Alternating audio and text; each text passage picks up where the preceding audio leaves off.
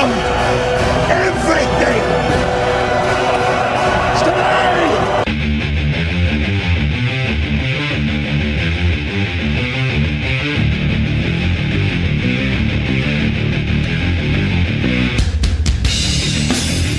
And once again, Substack and Rumble fucked up. What do you expect? Welcome to the Irrational Mail. We have some real interesting developments in the Andrew Tate, Tristan Tate, 4-year, going on 5-year debacle. He's finally got arrested. Like officially arrested.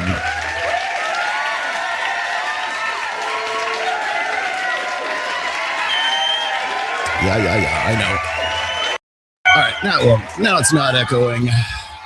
Thank you very much. Live from Las Vegas, Nevada. I am in my studio once again. Kyle is still out, but I have some other announcements, which we'll get into right after the important stuff like this.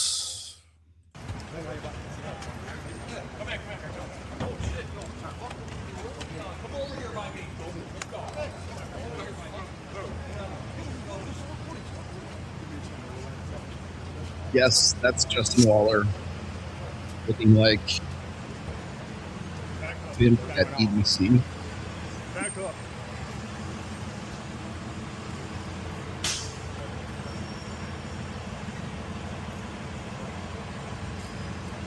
Guys, back up.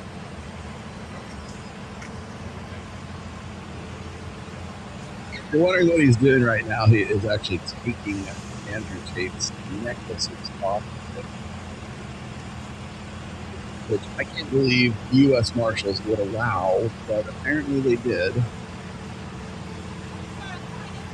More on that later.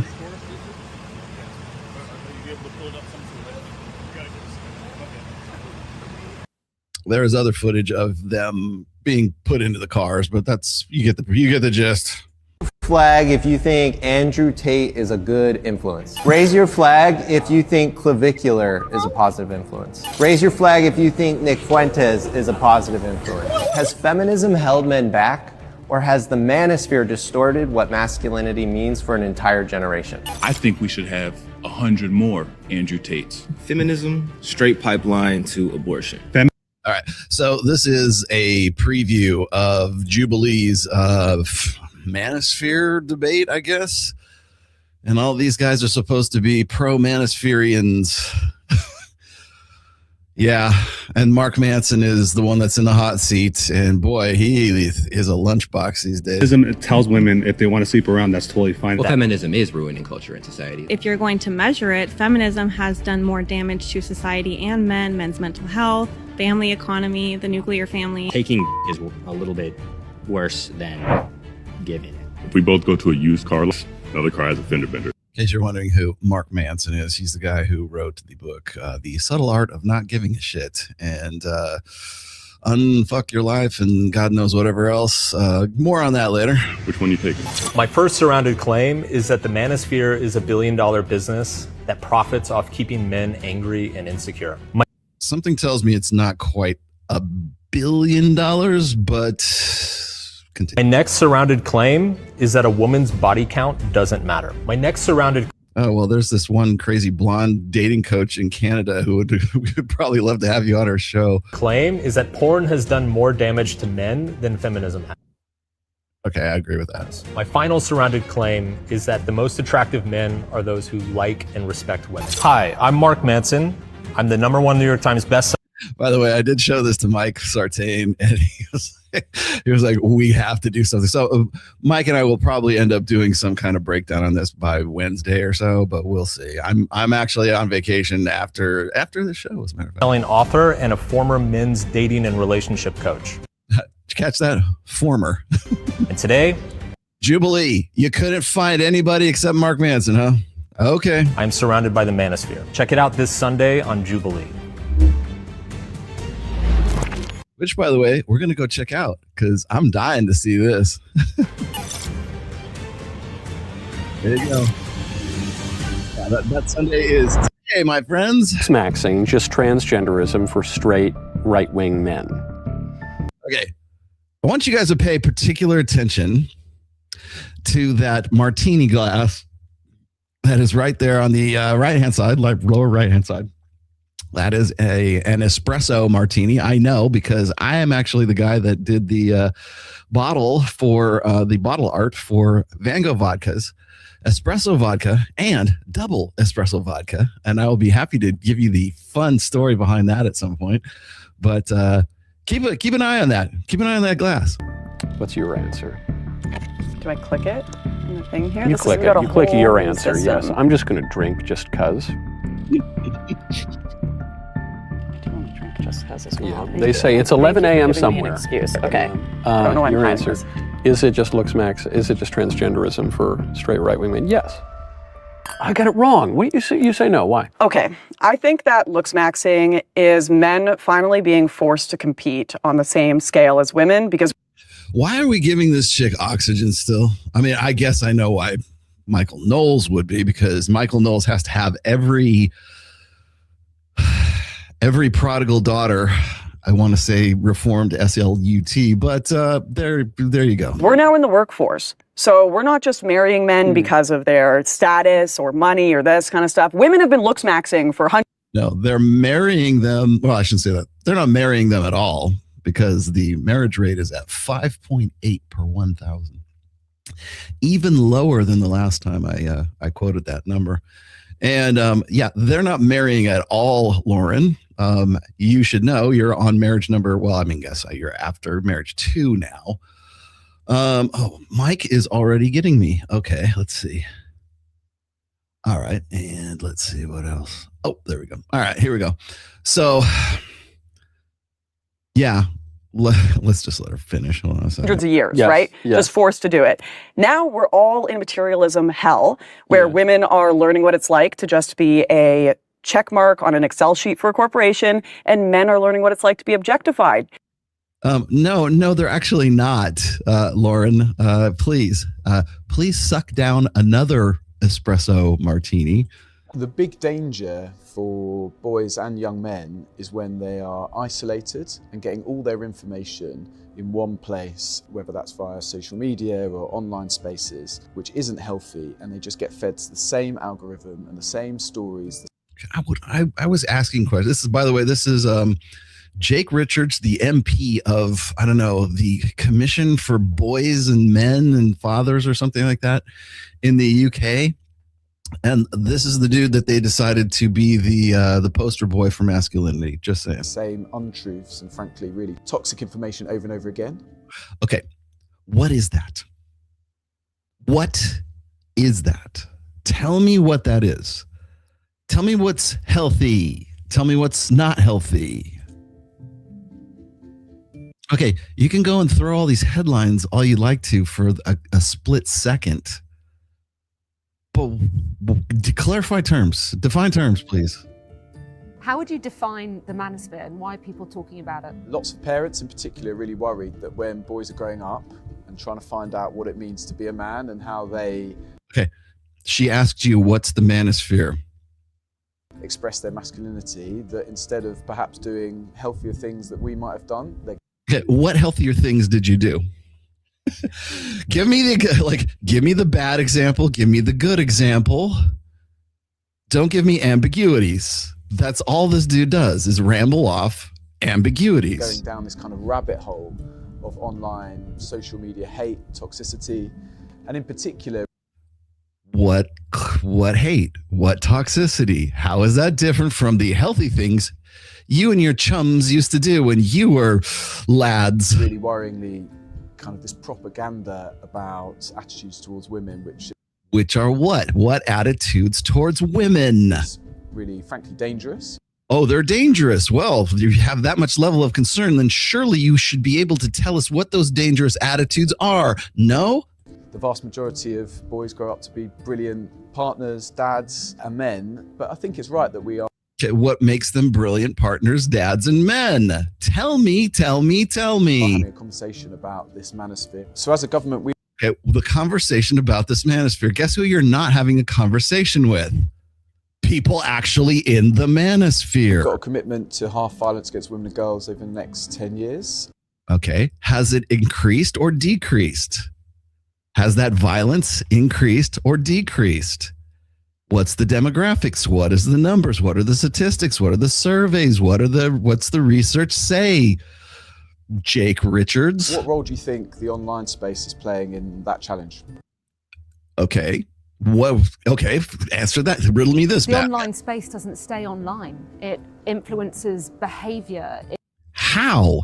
And what does it do? And what behaviors is it influencing? It often creates abuse. It contributes to the challenges that we are facing. Prove it. What abuse?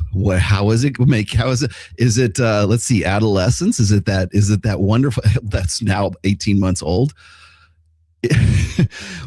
that work of fiction, is that what you're concerned about? When it comes to violence against women and girls, the only violence against women and girls has been from individuals you've imported over the years. It's not about anybody who's on the manosphere or in the incel communities. and as a government, we've got to be taking that seriously. But what more do we need to do to act? Why do we need? Yes, you do need to take it seriously. Why are we looking at it from the perspective of it's the manosphere? Actually prevent this kind of behavior in the first place? What behavior? Tell me what behavior. Violence against that violence against women behavior? Has it gone up? Has it gone down? If so, when did it start?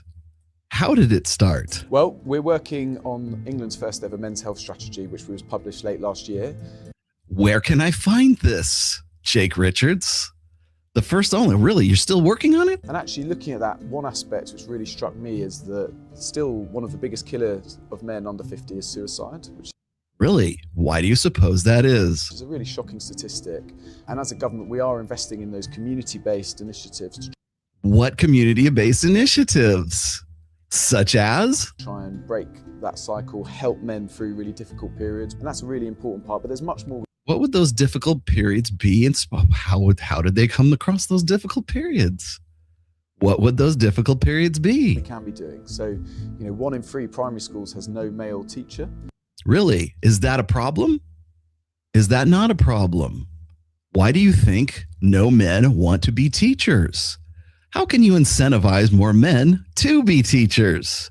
I'm looking at you, Dr. Richard Reeves. Which means that a lot of boys are growing up in this country without a male role model.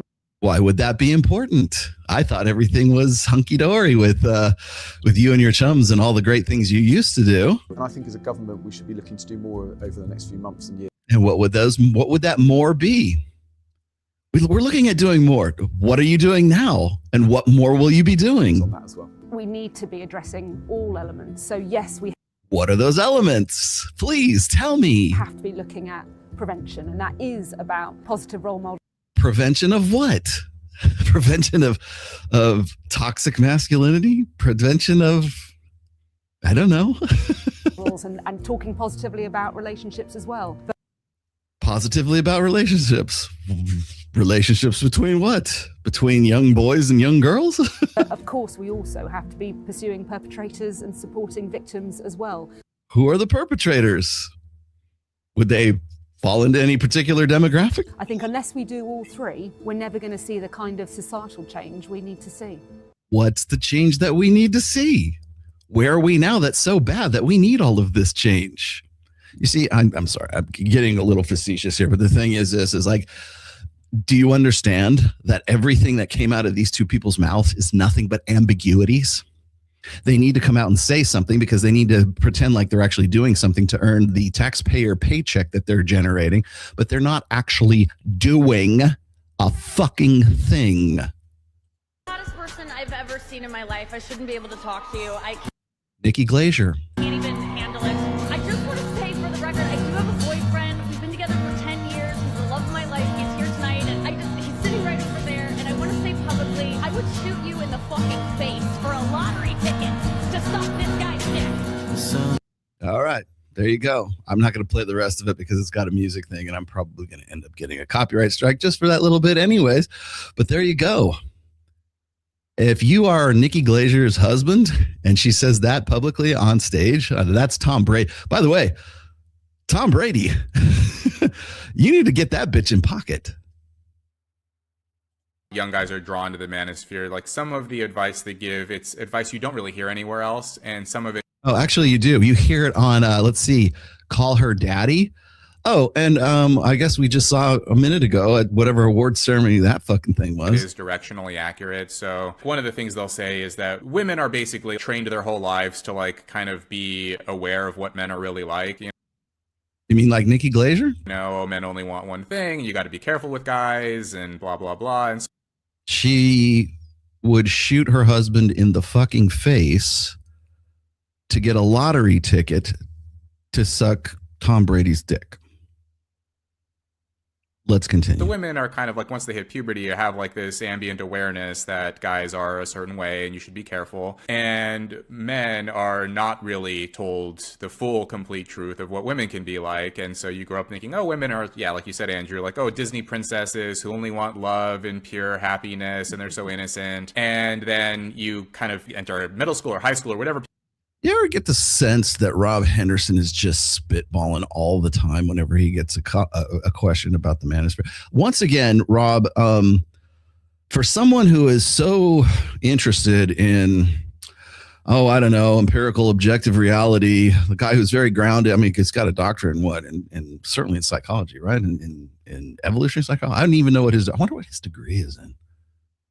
Somebody find that out. Somebody, Sammy, find out what Rob Henderson's actual degree is in. People start dating and you see the kind of guys that women are drawn to, and it's not like the super nice, altruistic, compassionate, empathic guy. Often it's like, yeah, the jock asshole or whatever. If you're not prepared for that and you're a naive 14-year-old boy or something, suddenly you can go into like a very dark direction of like, I've been lied to about women my whole life. What else have I been lied to about? Now there's a whole matrix that I need to see through. So let me the influencers will tell me the truth. You mean influencers like this bald-headed guy? Are magnetized to dark triads. There's a category of men that's really good at looking like they're falling in love when they're actually not. The dark triad is a combination of three. Okay, so let me state for the record, this dude is not part of the manosphere. Personality characteristics: narcissism, it's all about me; Machiavellianism, which is I'm willing to hurt you to serve my ends; and psychopathy, psychopathic traits, which is if I hurt you, I don't feel remorse or empathy for you at all. Those are the three traits. And when it's all about me, I'm willing to hurt you and I don't care, that's super dangerous. People who do fulfill these characteristics are 1 in 14. It's 7% of the population. And let's not forget the jump off statement here is women are drawn to them magnetically. Why do you suppose that is? It's a lot. I would say that's a lot. That's a lot. Everybody who's listening to us right now or watching us right now has encountered a dark triad. And that was a weird thing where somebody became a friend a little too fast and then betrayed you. It's a boyfriend that acted like he was like love bombed you like crazy. And then he emptied your bank account and used you and abandoned you. I wonder if that same person would, I don't know, shoot your husband in the fucking face for for a lottery ticket to suck Tom Brady's dick. Or if you had the bad luck of actually marrying that guy, he cheated on you over and over and over again. Or you worked for one who was very abusive and exploitative and took credit for your work. That kind of thing is actually what they do all the time. When I came across that body of work of yours, I had to like go for a walk of like, I want to make sure that you're not. I'm doing everything. If you're worried about it, you're not. Okay. All right, good. No, there's a test on my website. Yeah, you're the guy that's going to get shot in the head for a chance to get a lottery ticket to suck Tom Brady. That's you, bro. Website, by the way. Sitting in the audience while she says that. I've got a whole battery of tests that people can actually take about their affect profile and their general happiness level. Okay. It's called the happiness scale. But I have tell them what's your website. Okay, we don't need to go that far. Okay. As loath as I am to drop this chick in one more time, here we go. Hey, y'all. Time. I left every time. I don't waste time. I don't care how public, like even the last guy I was with, I don't care how public we are. Y'all. I don't care what we talked about, what we did. If you met my son, bitch, bye. Fuck you. Let your mother love you. Whether they're closeted, whether they hate their life, whether they're insecure, they can't really handle being with you, whatever their funky fucking excuses for being lousy, it's just like, I don't gotta take that. And I actually saw something that guy from Fresh and Fit, Myron. First of all, Myron, okay. I saw he had a quote retweeted, something was like, I told her this years ago. She's gonna be in her 30s, single, nobody takes her seriously. Baby, it's not that nobody takes me seriously. I don't take these men seriously. What is it like? What is there for me to do? And I feel like, to Myron, there's a broader conversation to have than like weaponizing singleness. Huh? Aren't you single? What happened to you and your bitch? So it's like, I feel like we're missing the plot and the point when we try to make it personal and like shame people as to like, why don't you have somebody? Because a lot of these people in relationships are faking the fuck. They're faking the funk. So it's like, I really feel like I saw this post where it was like, men want women that don't exist anymore. Hey, y'all. Women want men that don't exist yet. So I feel like that's where a lot of people's frustration is. And Tell that bitch to be cool. I want to say one more time, for the record, I was right. I was right. I was right. Say my name. Brittany Renner is bipolar. Okay? I have said this since day. You know when I first said this? I said Brittany Renner was bipolar the day, by the way, that that Myron and Fresh went on with DJ Academics and Brittany Renner and had that back and forth. Do y'all remember that? Because I sure as fuck remember that. Because I got nothing but a ration of shit from that. And that's when I came up with, hey, y'all. That's when I pulled out. Remember when Stepdaddy season with PJ Washington? Remember that? Oh, I sure as fuck do. Oh, you don't remember that? How about when she decided she was going to be a devout Muslima, right? She was in a burqa. Hell, she was in like a niqab. What's the one that's head to toe? Is it burqa or is it niqab? I can't remember. Anyway, she was devout. 2 weeks later, she looks like Jackie Brown. That movie, like the chicken Jackie. I forget the actress name. She looked like Jackie Brown. And then what? Now she's out. Now this is where she's at right now. She is bipolar and an alcoholic, by the way. Not unlike this Maxing. Just oh, sorry.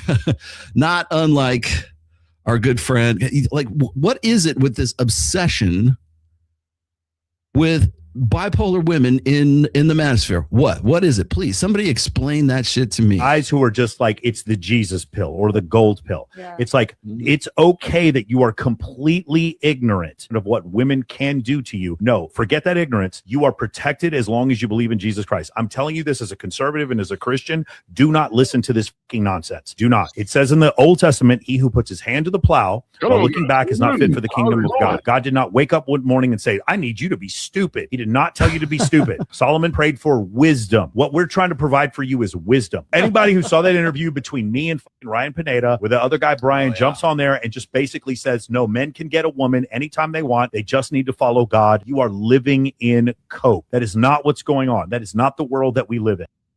I know who my God is. Hallelujah. Two types of robots that are everywhere, right? There's robots that are going to do the jobs that people apparently don't want to do. And then there are sex robots that are going to do the people that people don't want to do. And both of them are absolutely terrifying. And maybe I'm crazy. I feel it's on women to stop sex robots. Because men are not going to. And then there will be no more people ever again, okay? So I grew up in a world of women. I will continue to talk to women for the rest of my life. But I promise you, a small boy that grows up in a world of sex robots, he's not even going to try it. He's not at all. This guy has been listening to Mike Sarte. Mike, this dude's been listening to you. He'll try one time. I think you're cute. I'm just with my friends. Well, sex robots for life. And he moves on. And there's no more people ever again. I don't even think women factor in sex robots as any kind of competition. Because I think most women are like, look, sex robots, come on. They can't compete with me. I'm Janice. They can't compete with Janice. I mean, my hair's done. I got the real thing right here. Men are always going to want the real thing. Wrong. What you have between your legs right now is a blockbuster, and Netflix is coming. You have to stop these. And I do not say that happily. I'm not happy about that. I want women to be here. And I'm sure there's some women that are like, why can't men just deal with it? We've had sex robots for years. Women have had sex robots for years. They're called vibrators. I just want to let women know vibrators are not sex robots. All a vibrator really is, it just shows men what women really think about us, you know? Because when men build sex robots, we build the whole thing. We make the whole thing. We make hair, eyes. We build rubber feet to suck. We like you.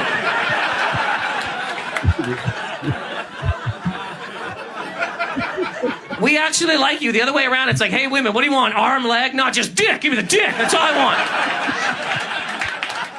want. Give me the dick so I can use it and throw it in a drawer and let it rattle around with keys and change and shit. Picking up lint. Zero respect. When men have sex robots, they're going to be on the couch, clothed. They're going to be clean and waiting for us to pound, you know? Women are like, Oh God, I love that dude, man. Oh, sorry. There we go. All right, much better. Oh, sorry. I'm running my show today. Kyle is still in California right now. How we doing? Boy, have I got a show for you? Have we got a show for you today? Andrew Tate got arrested yesterday. I showed you the video. There's actually some more video. I don't know. Maybe this is just me. I don't think it's just me because I had some other people kind of ask me the same things. But as soon as I saw that video, I was like, is this real or is this like is this a Bubba Miza? Is this bullshit? Is this a bit? Because I hate the fact that that's where my mind has to go now. Is that the possibility is that this video is fake, because that's just where we're at right now. Because if I don't do that, and then it is fake or it's AI, I didn't think it was AI, but I would not put it past a showman, a kayfabe professional wrestling dude like Andrew Tate to stage something as elaborate as this. Now I know, and I'm not going to name names because you already know the names. I happen to know for a fact that there are certain individuals that I am associated with, and other people as well that I'm not associated with, but also who are not above sort of staging fake scandals, let's just say. And funny how they just sort of disappear after a while. You know, they're in, they're here, they're gone, and then that's it, right? They're there to generate a little bit of buzz, and you know, and then they're all gone. And hey, hold on. God damn it, I had this all queued up and everything too. Well, you know, God wants you to have the baby.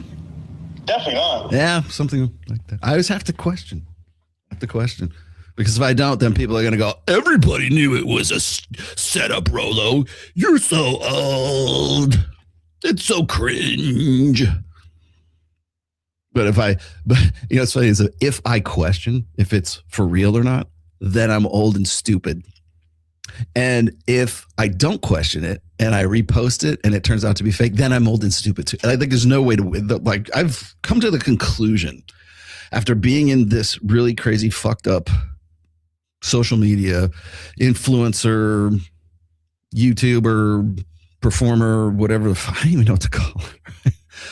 I've come to the conclusion that there's no way to win. There's absolutely no way to win. So I'm just going to do what I'm going to do. All right. You'll notice that I haven't really been all that active on Instagram lately. I'm not really quiet quitting Twitter. I'm still messing around with Twitter here and there. Substack's my groove right now. So if you really want to find me, if you want to get in touch with me, it's probably easier to get in touch with me on Substack. I have a lot of irons in the fire. I'm working on some projects right now I don't really want to talk about because I want them to hit hard when I drop them. So I'm doing that. And then also I have a 30th anniversary coming up actually tomorrow. Tomorrow I will have been married to Mrs. Tomasi for 30 years. And I put out an article on on Twitter and on Substack, both of which are free. So you don't have to, there's no paywall or anything like that. I just put them up because I felt like I owed you guys a freebie.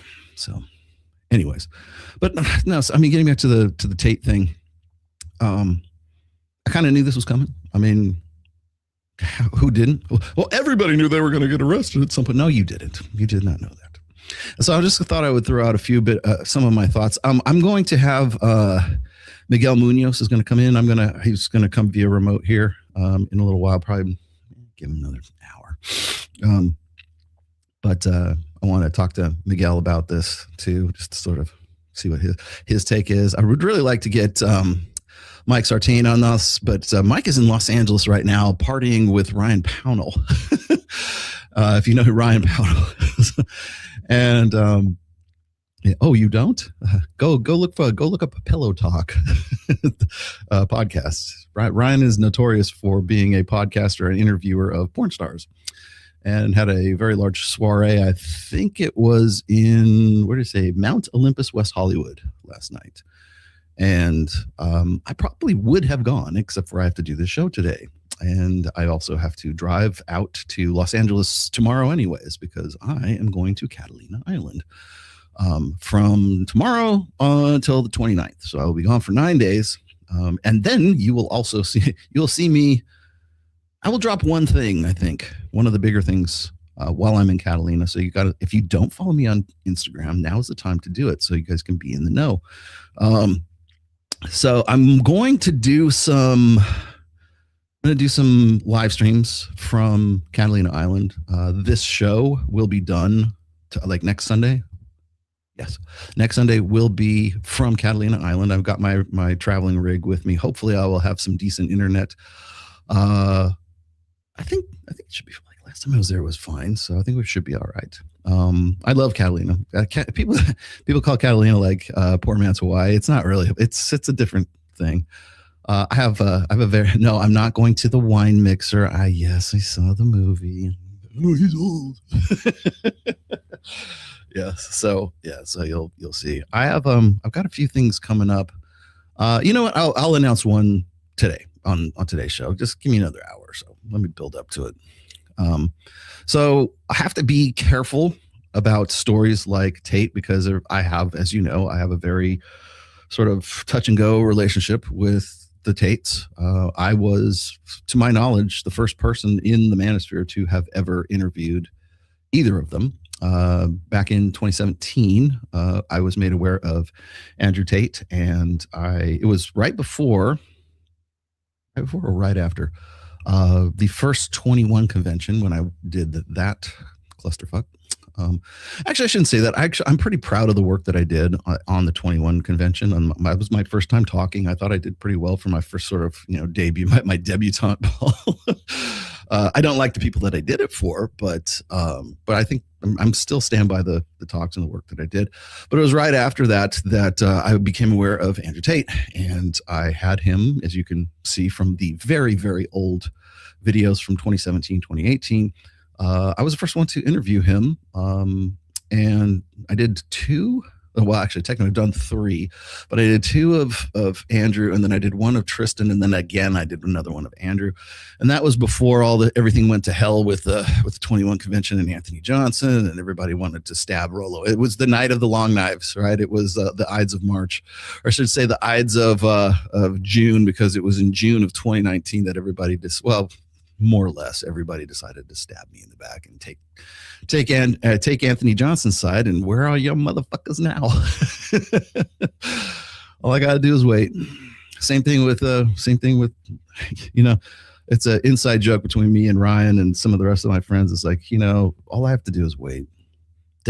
People like Destiny will end up fucking themselves. People like Glenn Lawrence will end up fucking themselves. They'll do more damage to themselves than I could do by trying to rake them over the coals. I think it's better just to simply wait and let them.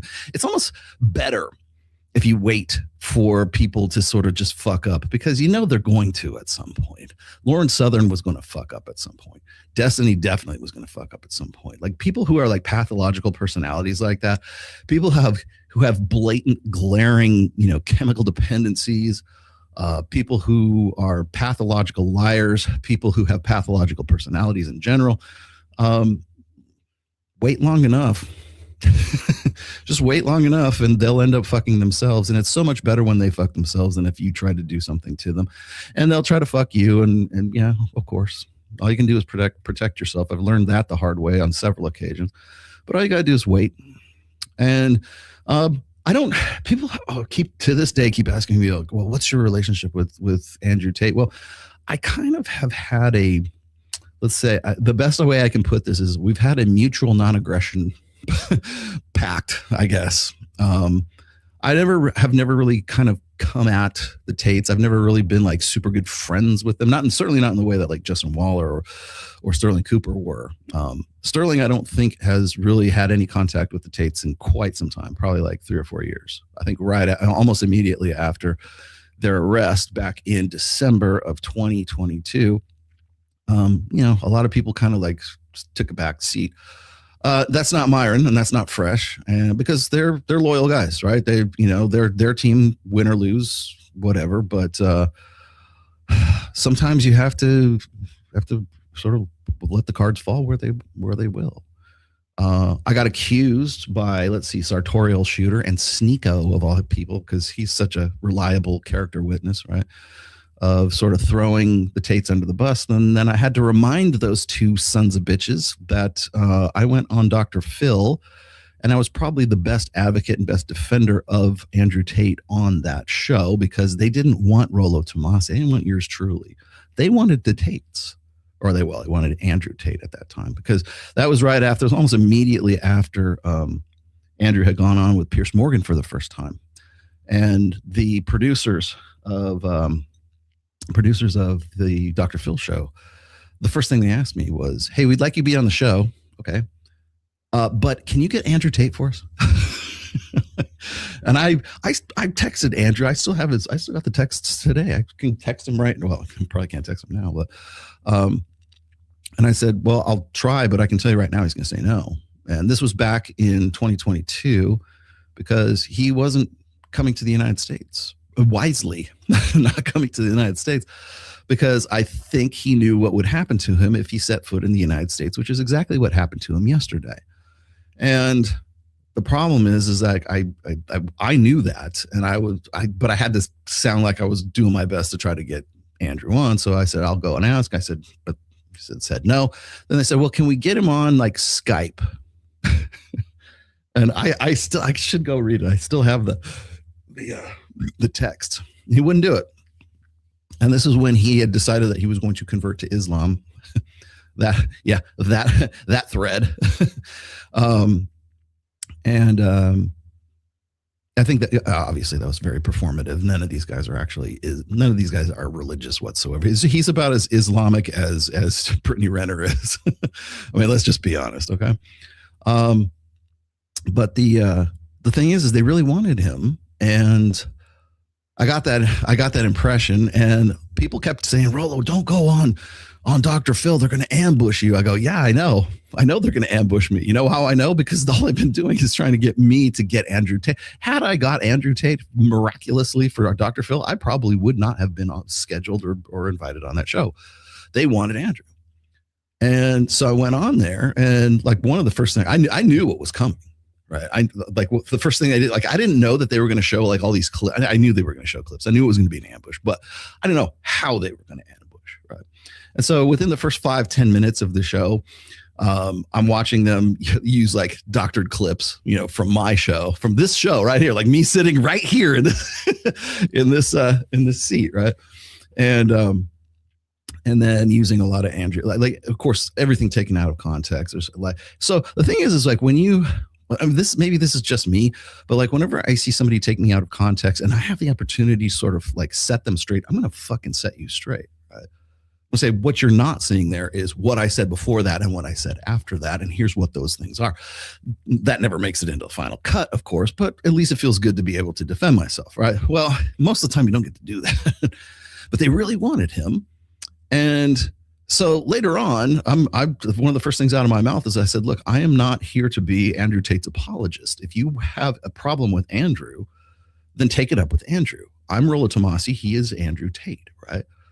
I said, Andrew has for the better part, lifted most of my material from my, not unlike everybody else. And I don't have certainly then and now I didn't have a problem with that.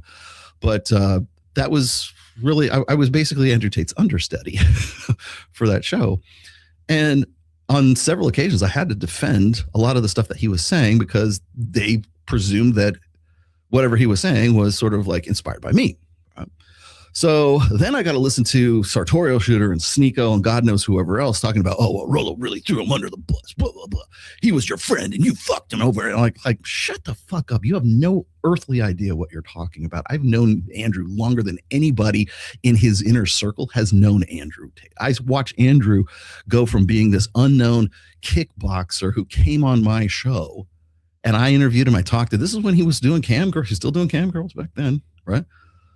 And I have had an off and on relationship with these guys since October, November of 2017. Longer than Myron, longer than Fresh, longer than Justin, longer than, certainly Sterling, longer than Sartorial. Sneeko was probably in middle school when all this shit was going down, right? So, yes, I do know what I'm talking about. And if you think that I'm not defending Andrew Tate or defending the guy, then you take your happy ass on Dr. Phil and you go and defend him for two shows, for 2 solid hours, because we went over, because there's so much material that they figured they were going to turn it into a 2-show series, right? The part 1 and part 2, which was interesting because they played part 1 in February of 2023. And then they played part 1 and then they played part 2 in like March or April. And that's like a long time to wait. The continuity between those two, you would think you would play one right after the other. And then of course they canceled the show the week after my show aired. But like, seriously, go sit in front of a live studio audience, go sit in front of a national, commercial TV, syndicated TV, which is still being played right now. Still, like, I'm sure there's reruns. You'll find there's probably reruns of my show somewhere, right? You get your happy ass on there and do that. So shut the fuck up. Seriously. Sartorial, Sneeko, shut the fuck up. You don't have any idea what you're talking about. I have to give you that setup. I have to give you that preamble here really quickly, because if I don't, then what I'm about to say is going to sound really, really harsh. Okay. Well, first of all, I didn't believe it. I didn't think these guys, like, if you look at these dudes right here, where did this go? If you look at the people that are involved, let's see. Me, like, those guys, now people say, well, U.S. Marshals can wear whatever the hell they want to. Don't they have to announce themselves? Like, somebody told me that U.S. Marshals are required by law to announce, maybe they did before the video started, I don't know, but are required by law to announce themselves unless they're on a flight, unless they're in flight, then they don't have to for some reason. I don't see any badges. I don't see any identification. I don't even see anything that says Marshal on the body armor or anything like that. But maybe I'm stupid. Maybe you're right. Maybe I'm old and dumb. But to me, I mean, maybe that's just TV. But these guys did not strike me as like crazy professionals here.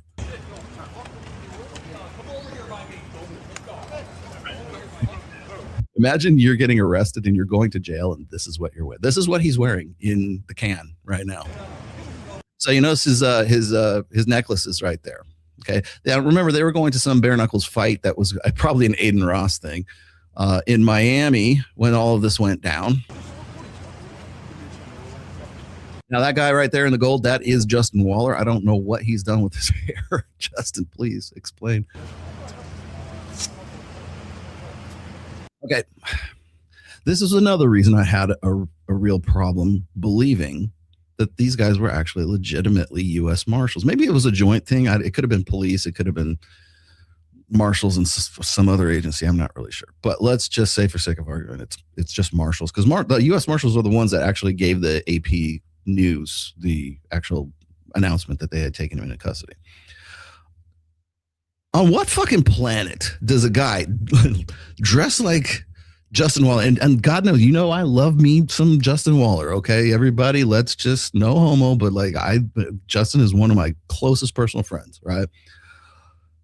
On what planet do U.S. Marshals allow Justin Waller, looking like he does right there, to come up to a guy who was just apprehended, who just now was put in cuffs, to come and take his necklaces off of him before they put him in the car. I understand why he did this, because you don't want to, obviously they would have been, they're probably very valuable necklaces. I'm sure they probably are worth thousands of dollars, right? And probably didn't want them confiscated when he was taken into custody. I get it, 100%. Marshals are cool with this? yeah, sure. Those necklaces, yeah, go ahead, take them off. What? You got a guy right there with an AK-47 or whatever that is, fucking AR-15, whatever it is. This automatic weapon. He's got a rifle right there. He's the only one, by the way, that I could see that has a rifle, right? You got this dude that's sitting over there with a large caliber gun. Okay, let's just say, and then nobody else has one, but I think that's probably how they roll. None of these guys strike me as marshals, but I don't know. Maybe I'm dumb. So anyway, yeah, you are dumb, Rollo. I know everything about this. Like, there's some guy. I guarantee you, there's somebody in the chat. Really, you might as well just make yourself known right now. A guy in the chat. That guy's going to come and say, well, yeah, this is how they are. And I was a U.S. Marshal for 12 years, and this is what we used to do. Okay. I defer to your authority, your knowledge, because I sure shit don't know. But I'm wondering why the hell they would allow this. Why would, they're shooing away everybody except for Justin Waller. That's why I thought this was bullshit. That's why I thought this was a setup.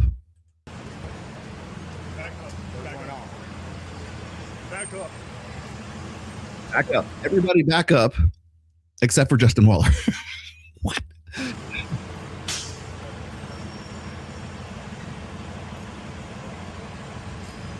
mean, do I watch too much TV? I watch Marshals with Casey Dutton in it. That's not how things go down.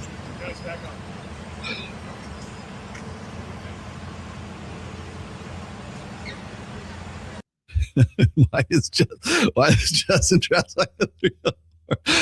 Justin, I was like, I was talking to Miguel and I was talking to Kyle Munoz, and I was like, why does he look like a pimp like that just got? Why does he look like he just walked away from like EDC for half an hour?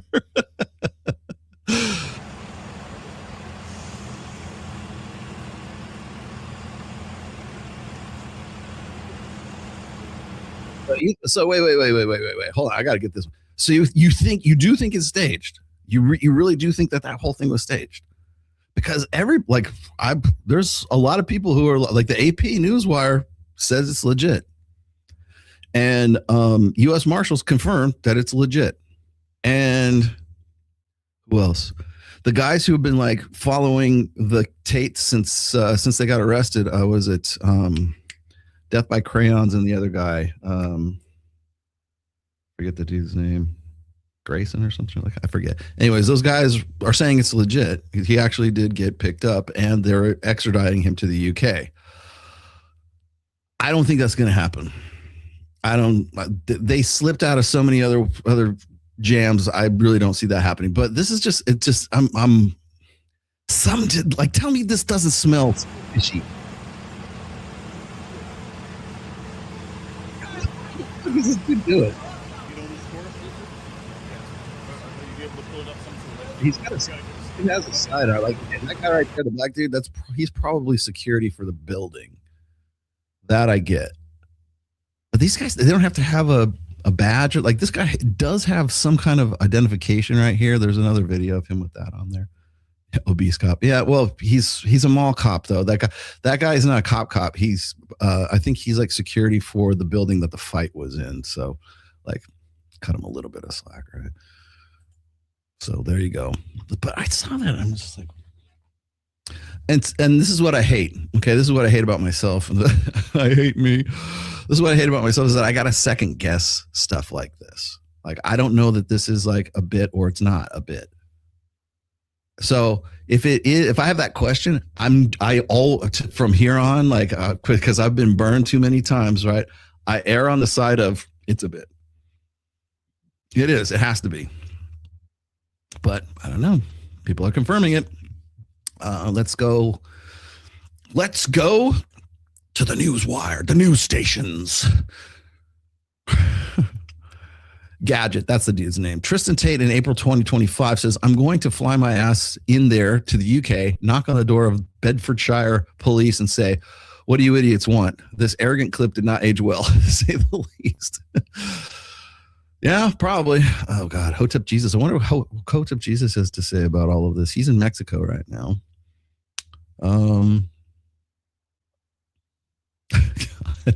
By the way, I want to also congratulate Jake Monroe for his brand new studio, which looks badass, by the way. So just saying, if you haven't seen his stuff, it's pretty cool. I'm trying to find, oh my God.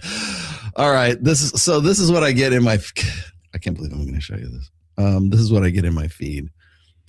Where did it go? Share screen. Check that shit out. You know, it's funny. Somebody like went to Grok and said, find me. I steal his drip. This is stealing the drip right here. Oh my God. Okay. Update. Andrew and Tristan Tate are in solitary confinement. Days ago, Andrew and Tristan Tate exercised their constitutional rights by visiting the U.S. Capitol in Washington, D.C. They had meetings about their UK party and midterms and 2028. They also met with friends. What? They also met with friends and members of Congress.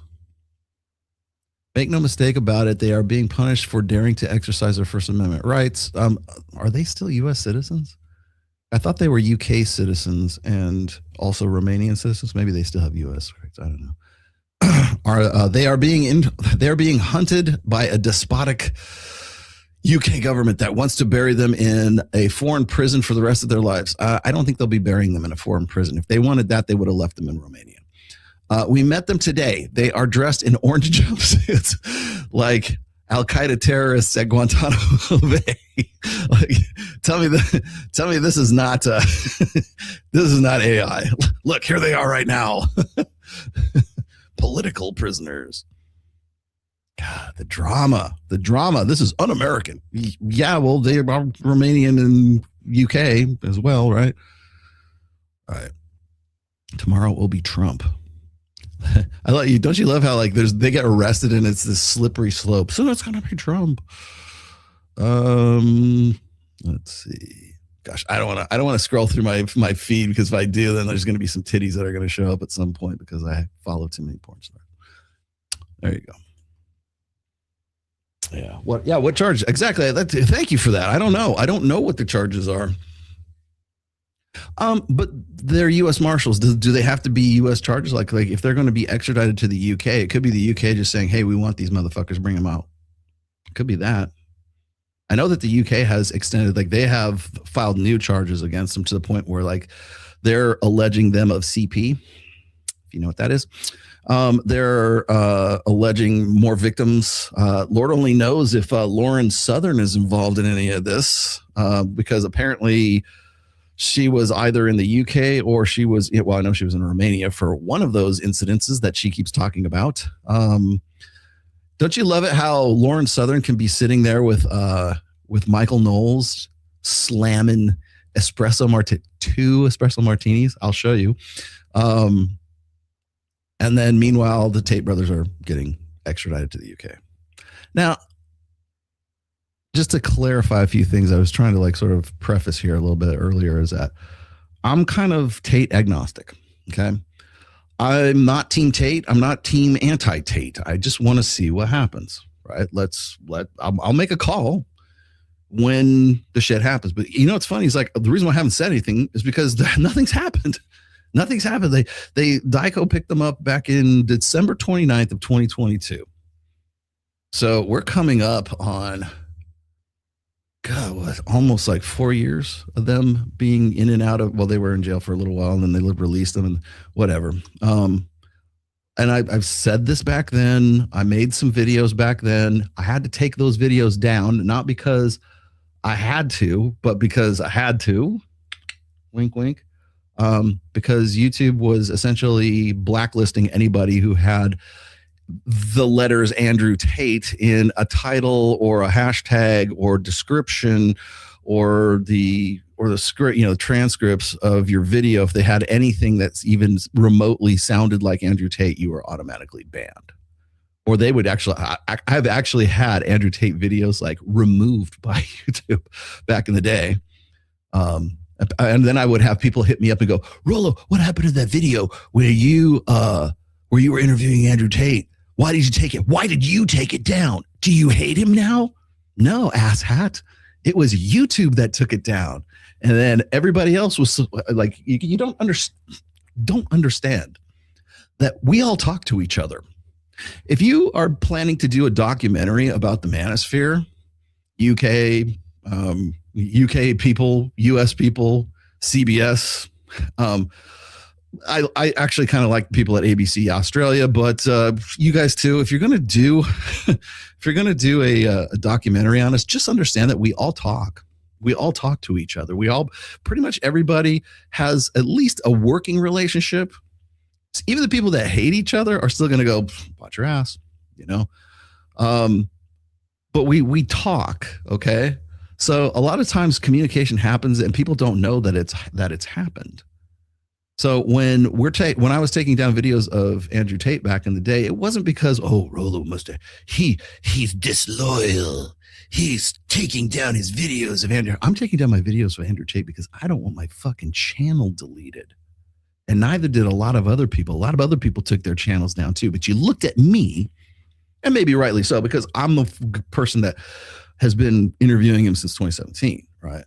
Okay, maybe I deserve a little bit of extra scrutiny, but the truth of the matter is I don't want to lose my channel. I've dodged so many. You guys don't even understand how many bullets I've had since then. So do I still have those videos? Yes, absolutely I do. I have archives. They're just right over here in my external hard drives, right? I have those. I can put them back up anytime I want. Maybe I should. Maybe I put them up on Rumble. I could put them on Rumble. Then would you believe me? I don't even need to do that. You know why? Because so many people have already made copies of them so that they can pull shit out of context and make clips out of the shit that I did way back in the day. Rollo really cares about, all he really cares about is cam girls and the exploitation of women. Look, here he is in 2017 talking to Andrew Tate, who he didn't know prior to this. How come people aren't like running Michaela Peterson up the flagpole? I've got plenty of video. I've got plenty of dirt on that whole situation. How come nobody's running like Lauren Southern up the flagpole for Tommy Robbins? Let's see, Paul Joseph Watson, Destiny. Let's see, Andrew Tate. Andrew Tate, by the way, everybody gave me, this was last week's show, I know, but everybody gave me so much grief about just relating the information given to me by Lauren Southern's ex-husband. How come nobody's going, you know what, Rollo, sorry. we fucked up. We really made your life miserable. How can we help? Should we buy a book? No, nobody cares. No one, absolutely no one cares. What's funny is everybody thinks I'm having a pity party every time I talk to the guys in Rule Zero, or I talk to the dudes in our private groups and stuff like that. And I say, you know what, here's what's going to happen. I'm going to get run up the flagpole one of these days. They're going to tape me at some point. Right. Or they're going to, some shit's going to go down. And I have been pretty squeaky clean for almost the entirety of my career, my online YouTube-ish writer's career. In fact, so much so that Destiny, Brittany Venti, and Lauren Southern had to go and had to manufacture, fabricate, forge documents because they wanted to discredit me because I got too close to their fucking truth, which, by the way, is now being admitted in her book. All that stuff that everybody says, oh, Rollo, you're an idiot. You're an old man. Anybody could have seen that this was a troll. No, it wasn't. All you got to do is read her new manifesto and you could say, oh, shit, she actually did all this. Yes, she fucking did. And now she's going to pull it with Tate. Now she's going to pull it with, how come nobody's looking at Tommy Robbins? How come nobody's looking at Paul Joseph Watson? In fact, the only person who really knows about Paul Joseph Watson is Milo Yiannopoulos. Again, everybody's connected. Connections. It's like, you know how like in those like detective shows where like they have like the threads and they have like a little tack on the wall and stuff, and like it runs from a picture to a picture to a picture. It's like all up on the wall and stuff like that. That's what it's like. that's the whole network. It's like this web of lies. Yep. What are you gonna do? So my take is this. First, I thought it was a hoax, because I would, and people give me grief for thinking it's a hoax. And then if I think something's legit and it turns out to be a hoax, then I'm an old fucking fart who doesn't know any better. Cringe. Cringe. But if I am overly cautious, or assuming if it is actually a troll, then I'm old and stupid. If it's not actually a troll and it's actually legit and I think it is, then I'm old, dumb, and stupid. I just cannot fucking win with you people. So be that as it may, he is arrested right now. Tristan is arrested right now. I have not spoken with Justin Waller. I've tried to text, but to no avail. Mike has been in Los Angeles, so I haven't really had any sort of like spoken communication with Mike about this, because it happened. It's less than 24 hours old right now. So I'm glad I'm able to discuss it right here. If you guys have any questions about it, I'm happy to answer those questions. Or if you have a comment about it, I'm happy to like air. You don't even have to give me a super chat. Just if it looks decent, I'll put it up there. Was this okay? What happened to Tate? Also, people said Big Mo. Big Mo. What's going on? Big Mo. Or did you just want me to do this? Tell these bitches to go to hell. Is that what you want? Okay, there's Big Mo. I'll say this. I mentioned this back. I think I can probably finally say this again. I mentioned this in one of my old videos on Tate that I had to take down, but I'll just say it again. I don't think. Well, I think that the sex charges are actually legit, but I don't think that that's why they really wanted to. That's why they've been dragging out this case, at least in Romania for sure. I don't think that that's why. I think there's a much bigger narrative, and that narrative is the money laundering charges, because they can get them for they can put them away for a lot longer, and there's bigger players involved in those money laundering charges. What I think that the sex trafficking charges that were used to hold them, I'm not saying that they weren't legit. They probably were. They had shelf companies, not shelf companies, meaning that they would create companies that they would put on a show. They would just put on hold for a little while. They wouldn't pay any taxes on them. And so when they needed to transfer money over, they would just start a new company, put the money over into that, and then they wouldn't have to worry about taxes, at least for showing a profit. They had companies that did not have any employees. They were very careful. Like the Tates are very, very calculating when it comes to tax. They have already been indicted for tax evasion too, by the way. Nobody knows that. Nobody knows about their foreign exchange scams. That was back in 2022. That was the first time I kind of like stepped back from the Tates. People don't know about the foreign exchange scam. They used to do forex signals that they said they had. They would tell the people well, they were doing it with everybody, but they would tell the people in it wasn't Hustler University back then. It was something else. They've renamed Hustler University. So the real world used to be Hustler University, which used to be something else, right? The War Room. But they had a foreign exchange scam going, and there's I forget the name of the forum. There's a Forex forums, I think. And people made me aware of this, and they go, "What do you think of your boys now?" And I'm like, "What the fuck's going on?" So I looked this up, and there's a very, very long thread on the Forex forums about Cobra Tate's foreign exchange signals like scam. I don't claim to know everything about it, but I do know this is a lot of people got taken for a lot of money.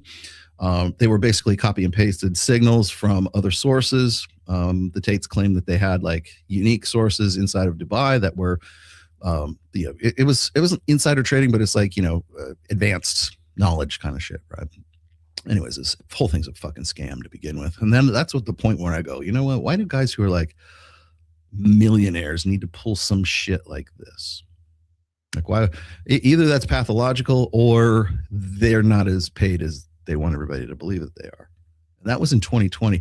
And that was, let's see, that was right before COVID. It was like February, I think, January or February of 2020. And then later on, they figured that out, right? There's a lot of other stuff that seemed kind of shady to me at the time. And it wasn't so much that, it was just like, yeah, they're broke. They were broke then too. But it was just sort of the character of that person at that point. I'm like, why would you need to do something like that? If you already make a shit ton of money off of you know, cam girls, why would you need to do that? Boy, let me tell you, the first time I ever pissed off Tristan Tate was one time because I was just as honest to God, it was the most innocuous, like honest question. I said, now that now that OnlyFans is starting to run, because back in 2020, OnlyFans was really starting to ramp up because of COVID, right? And all of that stuff with OnlyFans it seemed to me that it was going to cut into their bottom line. And so I just asked questions. So what are you guys going to do to sort of like, you know, stave off the OnlyFans tide? And then of course, Tristan was just like, well, we manage these girls and we have a better quality product. And I was like, okay, man, I didn't mean to step on your toes. I'm just asking you a question, right? And I realized that later on that was sort of a raw subject to them because they were actually taking a hit because of OnlyFans. Other people it was the democratization of cam girls during 2020. And that's just how it came down. Miguel's hitting me up. Let me see. Okay, let's bring Miguel in because I want to get his take on all of this. We'll get Miguel Munoz into the mix here. I don't know if he's watching. Have you been watching? Before he comes over, though, let me get to these super chats right quick. Had to cut ties with my blue pill liberal cousin. He tried to control me with his feelings. No one can control you with their feelings. Okay, okay. I rage quit. Almost fought, told him to fuck off. He was becoming tiresome. Sometimes that's all you can do. Sometimes that's actually the best thing that you can do because sometimes people need to have their cages rattled a little bit, particularly that. How many people are still arguing about normal everyday stuff? Benjamin Saunders just exposed the laws of reality and proved we can shape it. Please wake up. Who? Benjamin Saunders. Sammy, Sammy of all people should know who Benjamin is. Do you know who this guy is? Because I have no earthly idea who you're talking about. I need some kind of sound effect that's kind of like some UFO or some shit like that. The laws of reality. I have the secret of Unagi. Wait, let me manifest somebody. Miguel Munoz, come in, Miguel Munoz. Miguel Munoz, come to me out of the ether sphere. I am manifesting. The laws of reality command you I will bend you to my will. Come in, Miguel Munoz. Being a PUA instructor, really, I've had more success teaching women to better understand themselves and men than men to understand women. Yeah, you're probably always going to have that because women are aware of their natures. Pickup artists today involves PUA today involves evil psych. Yes, it does. You're correct. Actually, it's involved for quite some time. It's actually involved since like the mystery method days. But I think here's the thing. Good observation, Dano the Mano. Fuck, that was too good. Here you go. You get one. I know it's only $10. If you give me 20, you'll get the next. You'll get that, and every step up, you'll get a Don DeMarco. So here's the deal. Yeah, you're right. But the thing is like evil psych has always permeated like PUA, the red pill. It should permeate the manosphere, but again, that's a little bit broad of a definition right there. Miguel, I sent you the link, bro. But yeah, you're right. You're always going to have, it's going to be easier for women to sort of understand that. That's funny because like I've said this in the past. I've actually written this in a few essays. All women are red pill. it's getting them to admit it. That's the trick. They all women are red pill. They are to some, the girls who don't even know that they're red pill. It's getting them to admit it. That's the trick of it. And the problem is when you try to get women to admit it, you kind of shoot yourself in the foot because you can no longer play the game, because what happens is if you're trying to teach women about the red pill, you're trying to teach women about intersexual dynamics or something. Now you are breaking character. Now you're giving up the game. Women don't like that because the game works in their favor. And so long as you're playing it. So, what's Sammy? Sammy, what is this dude? Benjamin Saunders. Scholar Google. Professor of University of Minnesota. Oh, so he's actually legit. Well, maybe with that thing. Dopamine neurons create Pavlovian conditioned stimuli with circuit-defined motivational properties. Interesting. Well, see, now I'm going to have to check this dude out. I thought this guy was like woo-woo magic stuff, but maybe he's not. Behavioral neuroscience, basal ganglia, motivation, addiction, and dopamine. Those are his like character words, I guess, or those are his keywords. All right, well, I'll check him out. Benjamin T. Saunders. Saunders, S-A-U-N-D or S-O-N-D-R. Anyways, sounds legit. Seems legit. Tate's too isolated and dismissive of Evo Psych. Well, Tate is a salesman. That's why. You want my honest take on the Tates? They will go. Andrew Tate and Tristan Tate will go down in history as the greatest con men of the 21st century.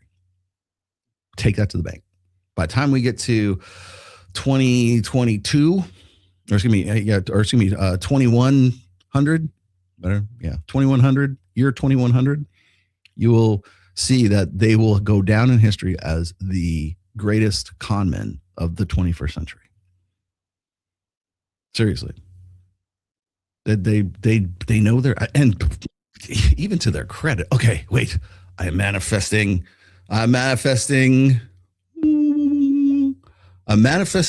Charlie from Cultivate Crypto. I'm manifesting Miguel Munoz from Dollar Cost Crypto. Come in, boys. Wait, oh, here they are. Look. I manifested you. Did you guys know that you can create your own reality? Scoot together.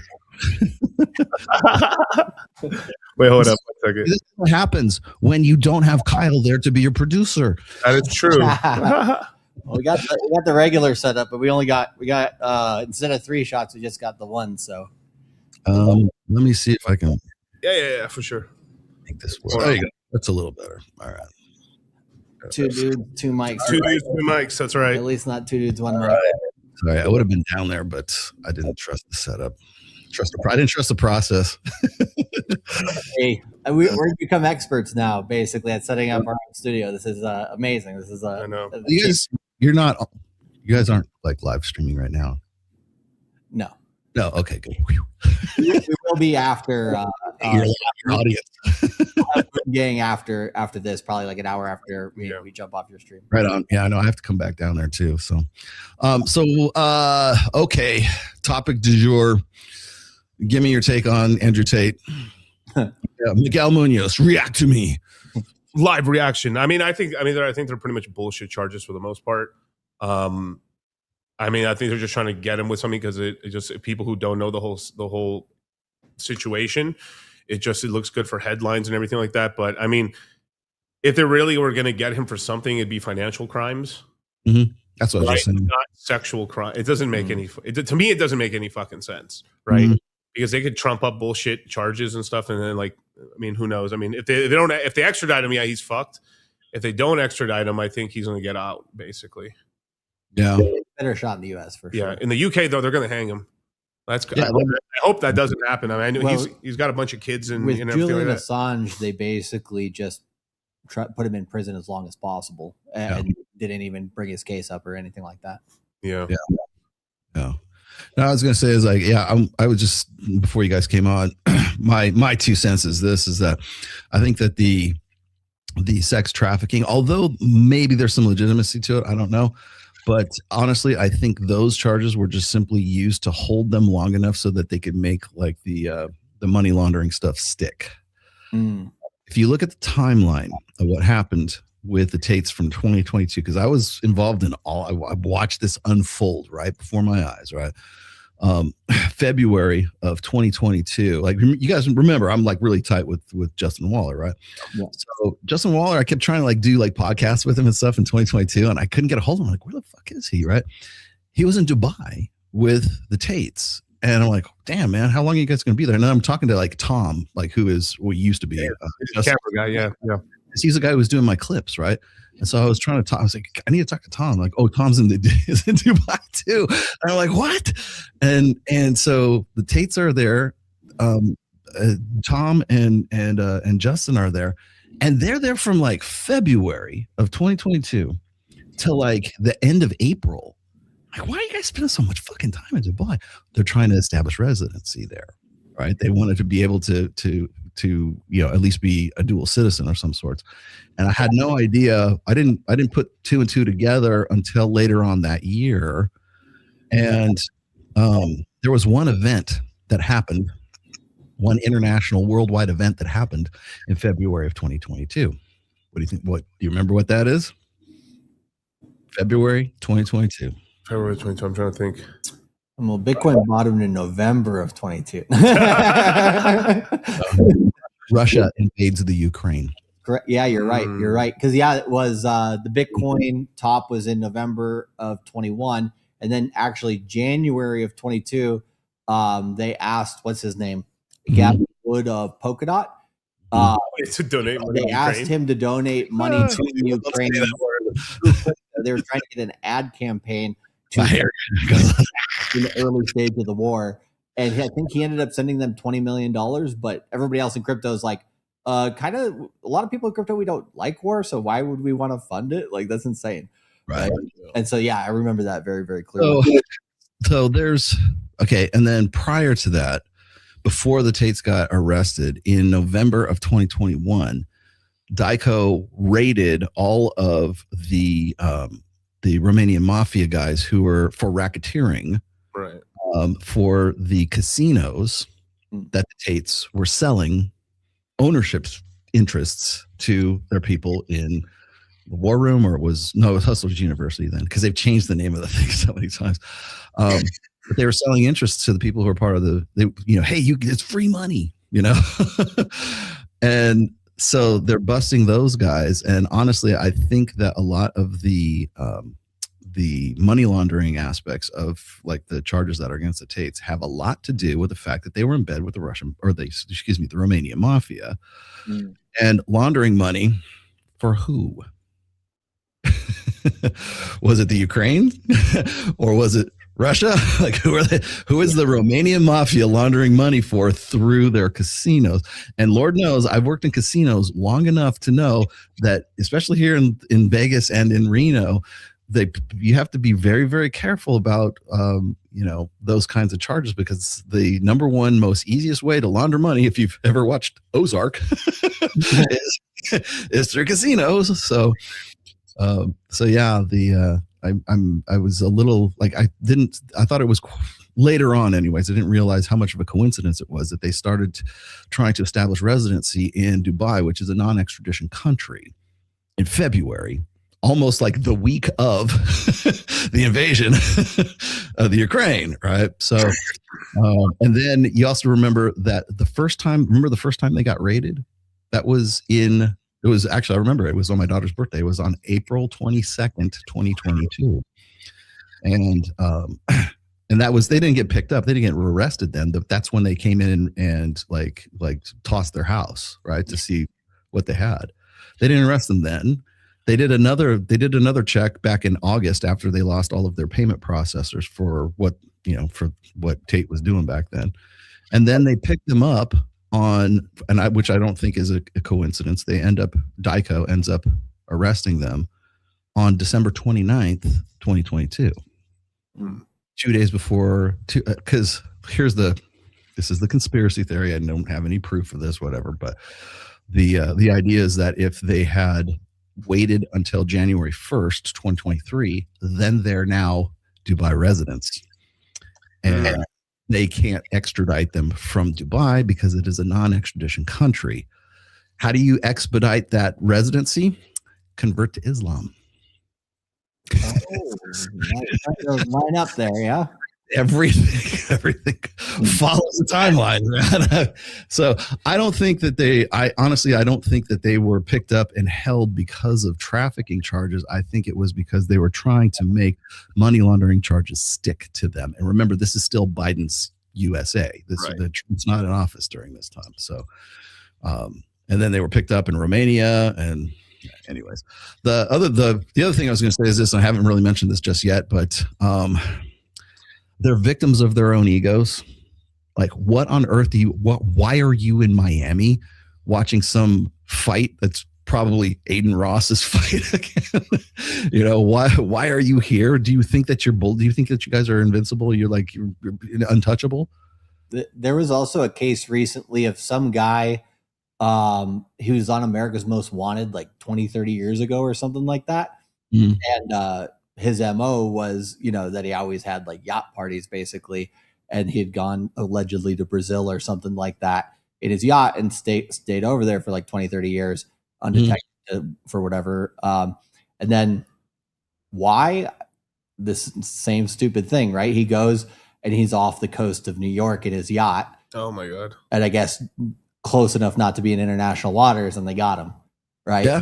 Just like, if you're doing that for like 20, 30 years, why are you tempting fate, sir? Like, not that, like, I don't know anything about the case, whether the guy's guilty or not. And I don't really care. Well, it's because he forgot about me already. But it's just dumb. I'm just like, bro, like, I think they got a false sense of security when Trump came into office. Because during Biden, there was no way he was setting foot in the United States. I remember because he wouldn't like I was just describing before. It's like when I went on Dr. Phil, they wanted Tate. They didn't want me, right? Yeah. They wanted me to talk to Tate to see if they could get him on the show.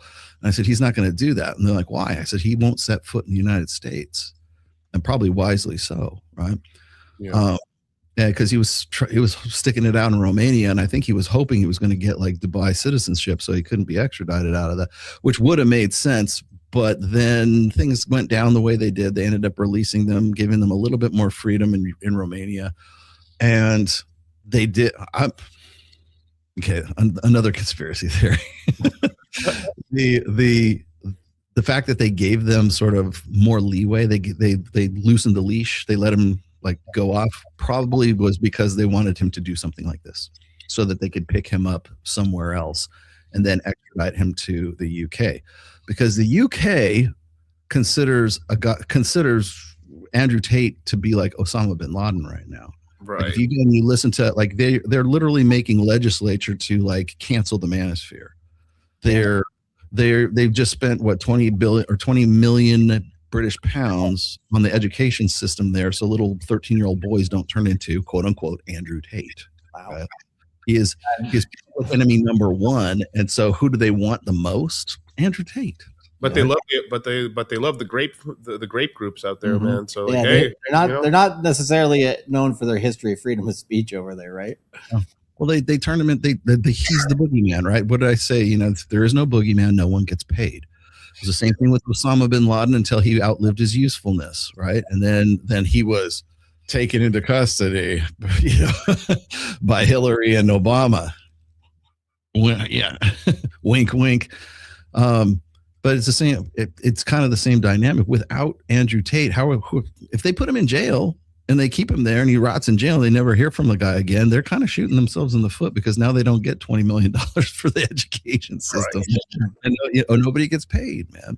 I mean, that's why I'm not sure they're going to actually be able to extradite him. So we'll see. Yeah, grooming. Yeah, exactly. This I was just looking at had this video of what's the guy's name? The PM or the MP for the, I don't know, the Federation of Men and Boys or something like that in the UK. They're so ambiguous about everything. There's not, they want to say, oh yeah, we're investigating these groups that are going to help us, prevent male suicide or something like that. I'm like, who?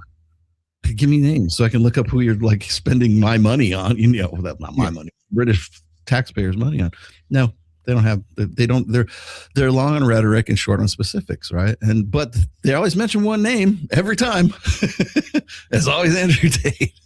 Oh my gosh, we've got to do something to stem the tide of this, this manic hate from the manosphere. I can't believe it. Right. But yeah, see, I don't know. I think I didn't believe this was like legit at first because those marshals did not look like real. Oh, they look like duty, but like it was like relaxed, like dog, we got you. Like, it was kind of funny watching it. Just Waller taking a fucking Andrew's watch off with Jay. Here, check this shit out. Just watch for 1 second. You're going to jail looking like that. They were giving a lot of people were giving like the guy in the gray there, which is their cousin Luke, so much shit. This shitty ass fucking guard didn't stop anything with the Hitler mustache. I was like, dog, that's their cousin. That's their cousin. And that's the operational manager, actually, the guy who actually runs the actual background of their whole business. That's Luke right there. That guy right there. Yeah. The shirt. And that's not funny. It's like, obviously, people are just rage baiting to try to make like $500 on Twitter. Okay. See, now here's the other thing. You see this cell phone right there? I saw a debate on that earlier today. Yeah. Watch what happens to the cell phone.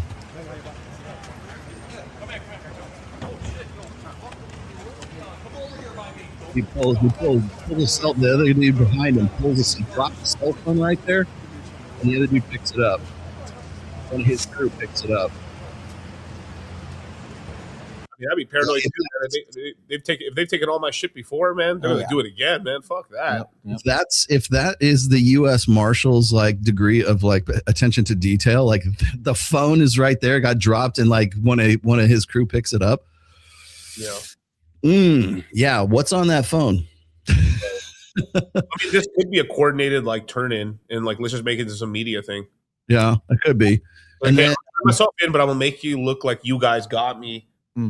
You know. Yeah. Possible. And then, okay, on what planet do U.S. Marshals allow a guy like Justin Waller, looking like Justin Waller, to take his necklaces off before they put him they frog march him and put him into the van? Yeah. Like, and he spends an awful lot of time probably talking to him, right? He spends an awful lot of time. Everybody has to back up, except for Justin Waller. What? Chad does what Chad wants for a while. You guys know I love me some Justin, right? There's no flame, no hating on because I love Justin, but like that haircut, what the fuck, man?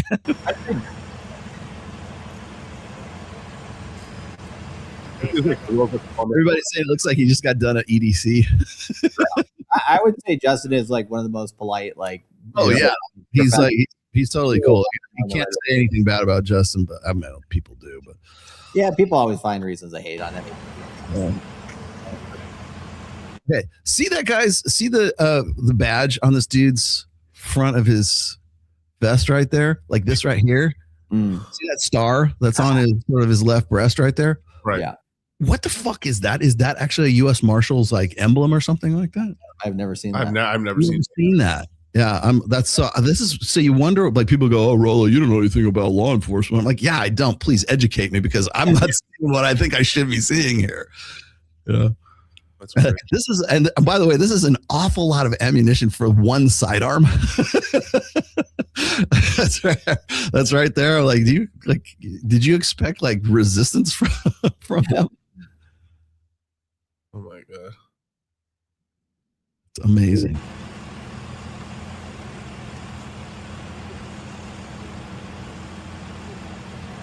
These guys did not like. Okay, I do know this: U.S. Marshals have to identify themselves as U.S. Marshals unless they're on a plane. I know. I looked that up, like when all this went down, because I didn't believe this was like legit when it first happened.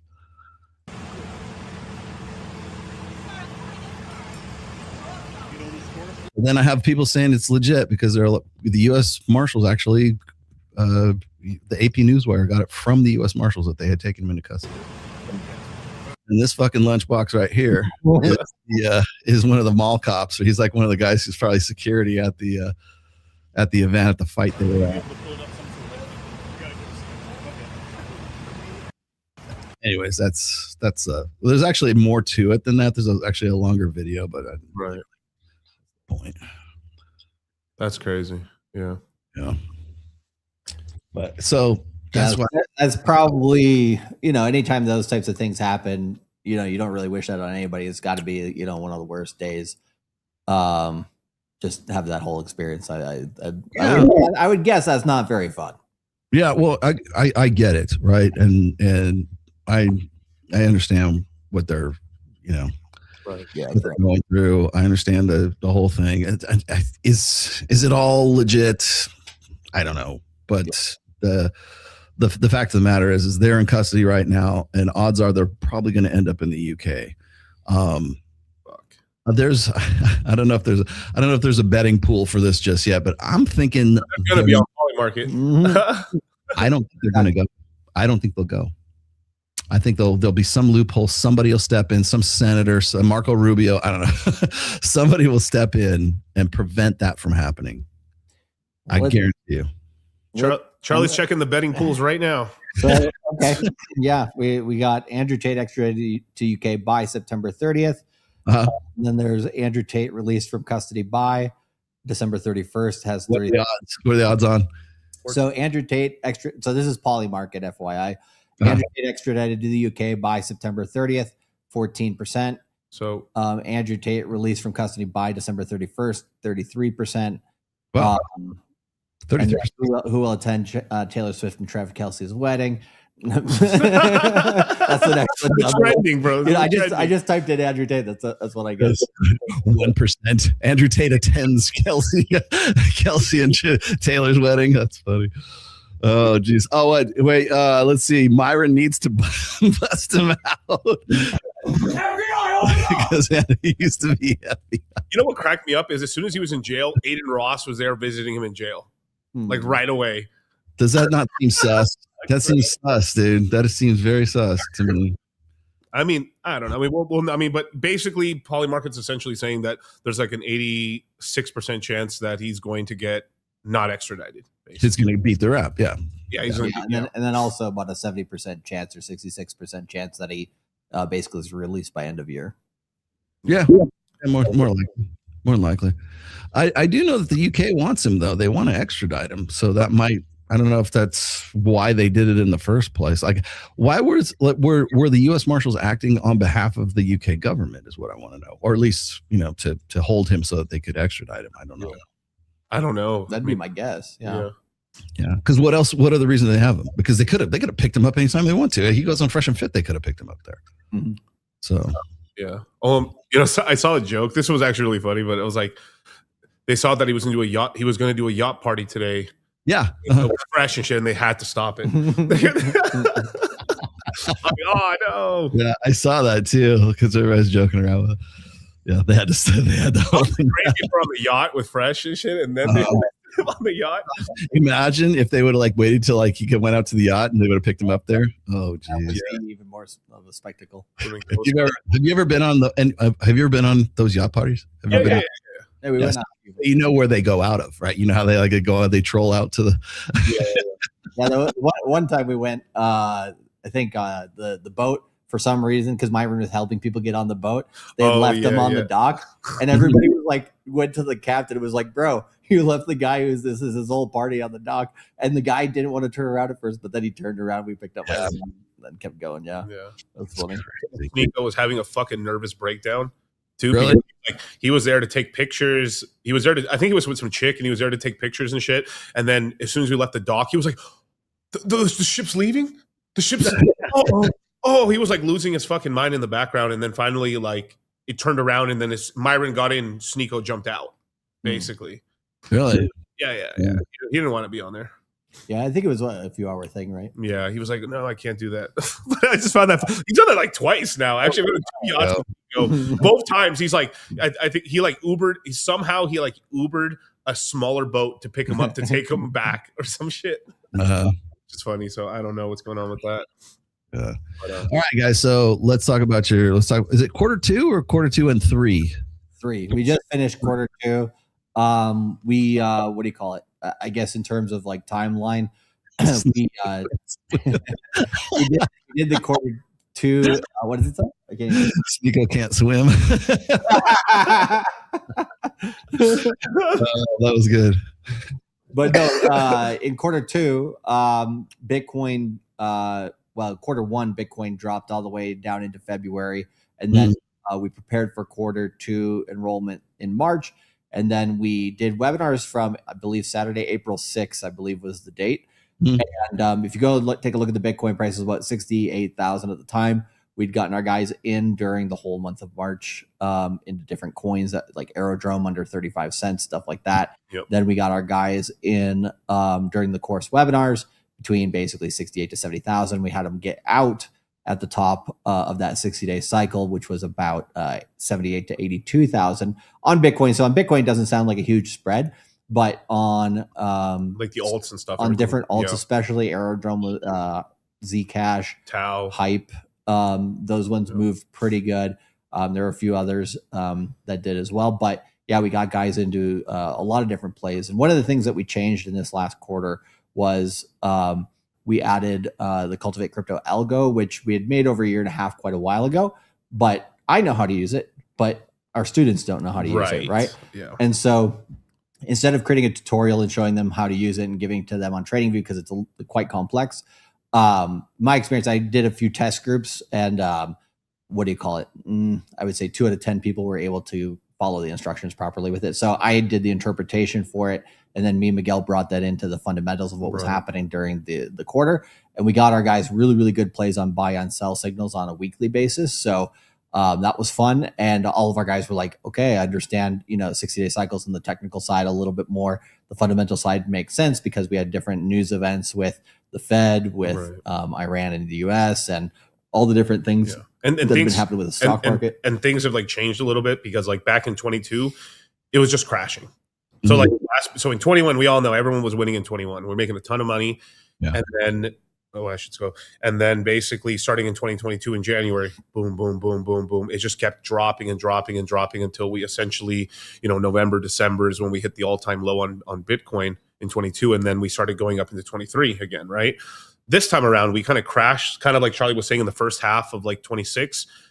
Now we're having like action again. Yeah, which is really unique. Actually, that's not normal. Yeah, one thing that happened last cycle, but it was because of a fundamental event from Ethereum. Right. Was June of 2022, which was about 5 or 6 months, basically. In November of 22 was the 4-year cycle low.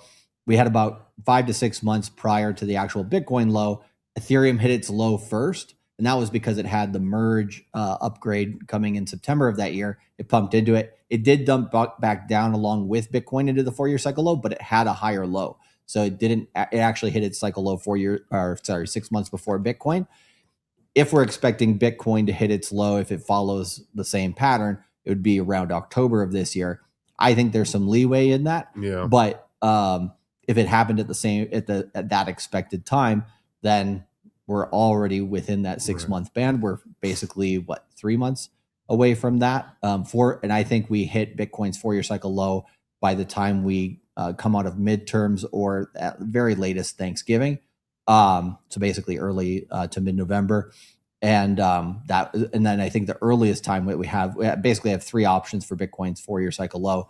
We already had it at the very beginning of July on July 1st, or we're going to have it in October, which is expected, or November, which is like, okay, it's a little delayed, but Wall Street's taking their time. But within range, basically. Yeah, so that's kind of what we're expecting here. And for the Q3 course, what we're going to do is we're going to give people those buy-sell signals. We're going to update them on everything the Fed's doing. I think the next Fed meeting is on the 29th. We finish sales on the 28th for the enrollment period. And so we'll be having some webinars about the Fed meeting on the 29th or the 30th once that's out. And then we're going to support everybody through quarter 2 here. Now, the quarter 2 has already started, right? So we're supporting people by doing free, good information on our YouTube every single day from last week through the 28th. So that way people can follow. If we do break out on Bitcoin's price above 67, we can make some plays on for everybody on YouTube to make some money. And so we're guiding people through that on a daily basis, live here for free on YouTube, but then on Dollar Cost Crypto's channel, on Cultivate Crypto on Rumble. because I got banned off of YouTube. Yeah, Charlie. But I'm coming back, baby. I'm coming back. Too, man. All right. Not giving too much sauce, baby. They want to ban you. Sorry, of all people. Yeah, like he's like, of all people, why would they ban you, right? That was our audience's thing exactly. But, you know, again, too much sauce. But anyways, so we're giving people those buy sell signals as they happen. Today, we're basically putting in a little information because stuff's already happening for a couple of coins with the people who are already in the Q3 crypto mindset, and then we're supporting everybody through Q3, which is until the end of September. But because we're not planning, we might have the Q4 course like way late in the year, so it may be after the 4-year cycle low. So if we're expecting it in October, so we're going to extend the Q3 course into the first month of Q4 into October. So we support people during that period as well, because that's where we expect the 4-year cycle low. Could be anywhere between, realistically $45,000 to $55,000 Bitcoin if we were to go down at that point. But like I said, there is one scenario, we've been talking about this on our shows this week, that we could already have the low in on July 1st. And that scenario is the DTCC, which is the company that an organization that does all the infrastructure behind the NASDAQ, the CME, the Chicago Mercantile Exchange, and the New York Stock Exchange, all that stuff. I think the Texas Stock Exchange opened this month actually as well. That company this month has already started with JP Morgan, Goldman Sachs, and BlackRock, among 50 other companies. They've started testing blockchain rails for 24/7, 365 trading through Wall Street and with real world asset tokenization. And then in October, that goes fully live to all banks on Wall Street and all those different places. So, and then next year they're going to add, because they already have like 6 or 7 different blockchains behind there, from Chainlink to Ethereum to Canton Network and Ripple and others. And they're going to add Stellar Lumens for the first half of next year. And then Vanguard. So we'll throw a bunch of updates. It's just like all at the top of our mind because we're living and breathing this every day, right? Vanguard just put out a job description for their head of digital asset area or whatever. And BlackRock ended up putting in something like $40 to $50 billion through their Bitcoin spot ETF, basically into Bitcoin essentially. And Vanguard's the next biggest one on Wall Street. Are they technically bigger? Yeah, they're big. Yeah, they're still bigger and stuff. But BlackRock is obviously kind of gaining on them a little bit right now. Yeah. Yeah. So we were saying Vanguard is one of these companies that's just going to come in with pretty big force. And so once they hire this guy, probably by the end of the year at absolute latest, but my guess is they probably find somebody by the end of October. By the time Bitcoin's 4-year cycle low comes in, they're going to be having products in early 27 as well. So right now we're like, okay, we're pretty, and then also we're below this thing called the true market mean, which is everywhere below there is essentially discount price on Bitcoin during the bear market. That's at about $76,000 or so right now. So everywhere below there is technically a time to be DCAing. And so what we're trying to do with our guys here in Q3 is snipe that last best part, cheap discount of the 4-year cycle so we can get them into a generational wealth opportunity, because Bitcoin and Ethereum are going full Wall Street this next cycle. And then it's going to take until about 2033 to be fully implemented. And then that's when mass adoption basically starts happening for crypto worldwide. Stable coins are the gateway drug. So start buying Bitcoin and Ethereum right now. Oh yeah, start buying now, like dollar cost average, baby. Yeah. Dollar cost crypto, maybe. The only time we told people not to buy. So like when we were talking about the last course, right, in the Q2 course, we were telling people to buy. We kind of pumped up to like 83,000, 82,000. We told people to chill out for a minute. It crashed back down and then start buying again. If we, like Charlie said, if we get lucky, Bitcoin might be able to go down to $48,000 or $52,000. But we would end up having the only way we can get lower on, because people are like, Bitcoin's going to 30 grand. It's fucking very unlikely. It's very unlikely. We would need like a full stock market crash. Yeah. And if you look at Bitcoin's history, the worst it could do is pretty much 30,000 and $1. If I'm playing the prices right? But if it were to do what the pattern is usually done, it should hit about 37. The other metric that we see, because there's different metrics for everything and not all of them are going to hit, right? So you have different ways of kind of looking at the same problem of, okay, what's the most probable versus least probable, right? We have right now, I think it's the Bitcoin production cost, how much it costs to mine one full Bitcoin. If you look at the electricity cost, which is the base cost average globally, it's about $42,000 right now. So you, at the very end of a bull market, sometimes it taps that area. So that would be in a normal bear market. That's where we would want to go. But again, like we said, with Wall Street adopting, especially through the DTCC, that's holding up price. And I think it was just the other day, Larry Fink, the head of BlackRock, said, looks like Bitcoin's found some support here. Wink, wink, nudge, nudge. Right? Yeah.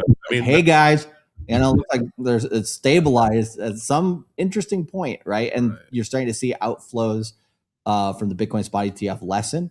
And really, Wall Street has to sell, I would say, 400 to 500 million plus consistently on a day to basically affect Bitcoin's price to the downside. Bitcoin holds or goes up when it's less than $150 million taken out of its spot Bitcoin ETFs on a daily basis. So it can take almost $200 million of exits daily and it still hold price. So Bitcoin's a strong beast, and all of Wall Street knows that they need to buy in. So a lot of these guys in the background are like, Coinbase, come on, give me that OTC, right? Yeah. And this is like, damn, I wish I had my hat here. I had this. It's not my first rodeo hat. You got Thanos got one. Let me put on the old Thanos gauntlet here. Yeah. But basically, there's kind of a math to buy. There's kind of a math and gravity to buying the lows on Bitcoin. A lot of on-chain data too. Right. Yep. Versus like all-time highs, it's a little bit based more off of like sentiment and kind of like how hot the market is, right? So you could be like sort of close, but like, or you can just be way off, right? Yep. But with bottoms, like I've done it twice. So was Charlie. I bought back in 2019. I bought back in 2022. We were on your show. We were on with Fresh and Fit both times and stuff. And each time people asked us, like, is it going to zero? Right? I was like, yeah, it is. Time. And I told him yes every time. Yes, it will. Now, what about Solana? Like, what about like up to now? It's like Ethereum and Bitcoin, like like the coins, right? The stable coins. What about like Solana? And is the age of the meme coins over? No, absolutely not. Meme coins shall live forever. Viva la dog. I just got a 20x on. I just got a 20x on what's it called? Tendies. Tendies. Okay. So Robinhood just launched a blockchain. And Robinhood just launched a blockchain on top of Arbitrum, and I was like, okay, what memes are big on Robinhood? And then I saw Wall Street Bets is like their biggest kind of like degen platform for like memes and stocks and stuff. So I was like, so I bought Roaring Kitty coin, I bought Tendy, I bought Brodai, I bought like anything that was related to Wall Street Bets, and it started going Cash Cat and fucking just took off. We made money on it and stuff. Now Solana is shaking in their boots a little bit. And they're mad. They're big mad right now because they have competition. So like you asked earlier, like what's going to happen with Solana? Solana is perfectly fine. It's pretty integrated. A lot of people use it. The Phantom Wallet's still popular. But they have competition for the first time. Last time they had no competition at all. It's just the cycle was not as hot as 21 or even 2017. And the other interesting thing about that whole tapestry, right, is that Robinhood, they've already said, Vlad, the CEO of Robinhood, has already said, you love memes. This is what, the first action in crypto usually is, right? It's just speculation. But we're going for RWAs. We're going for 24/7, 365 Wall Street. And we're the biggest fintech company on Wall Street that can bring that adoption forward. That's their mindset. Now, what we said about Solana this bear market is they can't just survive on memes. They have to, at some point, get connections with Wall Street because they do have plenty of big Solana spot ETFs out there. So that's one thing that it has over a lot of other altcoins, that it has that ETF inflow possibility. But Hype's actually, out of all crypto spot ETFs, Hype and Ethereum have basically gotten the most outside of Bitcoin, which has only been a few $100 million. But so Solana right now, if they really build out that Wall Street play, those Wall Street connections, they get money flowing in that way. They can stay competitive with Robinhood, but Robinhood already has all the rails, so that and has already all the connections and everything like that. So that's why they're jealous. Yeah, it's going to be an interesting little fight there. And then Coinbase, which is a little bit more of like a serious chain, has everything possible to launch real world assets Sure. through Wall Street, so stock trading can happen there and everything. But they forgot the meme aspect, and they said, we're kind of too cool for memes. And then everybody starts going and buying all these things on Robinhood, which is their direct competitor. They're like, actually, I think we need memes now. And then literally the CEO changed his whole profile to Lex Luthor, Lex Luthor and stuff like that, and like he's bald and everything like that. And we called that one too. We've been talking about. We said Brian Armstrong from Geek before Y Combinator in 2012. When we used to see him at Bitcoin conferences on different things. Until now, he's really transformed. Into a Lex Luthor type of character. And so like basically we have like the first like real competitive like centralized exchange like basically platforms, right? So it's kind of like Solana versus Base versus Robinhood, and then you have kind of like the homegrown ones like Bitcoin, Ethereum, and like others basically, or some of the other blockchains and stuff. So Bitcoin, Ethereum, you're going to make money pretty much 100%, but you have to buy. Right, it's like you have to buy slowly over this next period. If you're a normal guy, start buying right now. Yeah. Like if you don't have like $100,000 in your fucking bank account that you can just drop on BTC right away, just buy every single week. You're going to get a really good average price. When we do get that dip, try to buy as best you can, but you're going to accumulate the most Bitcoin and Ethereum and a Solana. You can add Solana to that list over a 1 year period of time. You're going to end up having a really good bag, and you're going to make some decent money into 27, 28, and 29, right? But for people who got a little more change, you still do a DCA, but then you go more aggressive with the capital when it's red, basically, right? When it takes a dip. But there's people out here like holding out for 30 grand. And the reason I don't believe Bitcoin's going to hit 30 grand, or it's very unlikely, is because BlackRock started buying Bitcoin at 40 grand. BlackRock, the BlackRock ETF, the Bitcoin ETF, is the most profitable ETF they've ever had in their entire history as a company. That's crazy. They made all their money from ETFs, and the Bitcoin ETF is the most profitable one they've ever had. It's not even the largest. That's the whole crazy thing about this. That's how much money there is in this stuff. Yeah, and that's why every single bank that's worth a damn on Wall Street is going to participate publicly this cycle. I would say if a bank or large financial institution that has zero exposure to Bitcoin by the year 2029, they're stupid. Like they're literally not paying attention, because we have the European Union getting its first central bank digital currency likely in 2029. I did a video last August actually saying October of last year they're pushing through legislation on that through the European Central Bank without really any input from citizens. And then once they got through with that, because they've been building it for the last couple of years in the background with this company called Coti, C-O-T-I, out of Saudi Arabia, actually. They helped fund Ethereum at the very early stage through Osaka, Japan. But anyways, the European Central Bank is going to come out with that European Central Bank digital currency based on this kind of the same pattern as how they came out with the European Union, the EU, currency anyways, the euro. The Mika thing and stuff, yeah. Yeah, well, and so like 2033 is the absolute latest time that they could implement it, but 2029 is probably the most likely, which would be the top of this 4-year cycle for Bitcoin. So when crypto is the most crazy, they're going to be like, hey, we're putting in the central bank digital currency because we don't trust these stable coins. We don't trust Bitcoin. And, that they're really kind of clamping down. They got rid of 80% of all crypto companies in the European Union on July 1st of this year because like Tether, for example, they're a multi-billion-dollar business. They were saying, oh, you have to park 60% of your company's reserve assets in a European bank if you want to service Europe. And they were like, going to South America. They're literally buying up Ecuador and El Salvador and like all these South American countries right now because they're like, yeah, come over here with all that money. I mean, they're the largest private holder of gold. El Salvador is the crypto country now, isn't it? Yeah, but I think it was Bolivia, or there was another country that was basically saying, hey, we're going to accept Tether as our USD as an actual currency. Visa and MasterCard are making rails for it too. This shit's getting so big. Like as much as like whatever happened in 2025 with like President Trump coming in and being the crypto president, like that last 4 years from like, let's say 22, 23, 24, and 25, just set up all the infrastructure guardrails and stuff and kind of the pipelines and now they're turning on finally. Like, you know, because these entities are fucking slow. I mean, like basically we could have had the Bitcoin ETF back in 23 or 22. 21. They give us futures, non-collateralized futures that basically can manipulate markets. They gave us that in 2017, you know, but they wanted to short the market first before they started. I have a guy in my Reignite group who is I think he has dual citizenship, but he wants to expat to El Salvador because like that's the crypto capital of the world right now. It's like the Bitcoin conference like every day.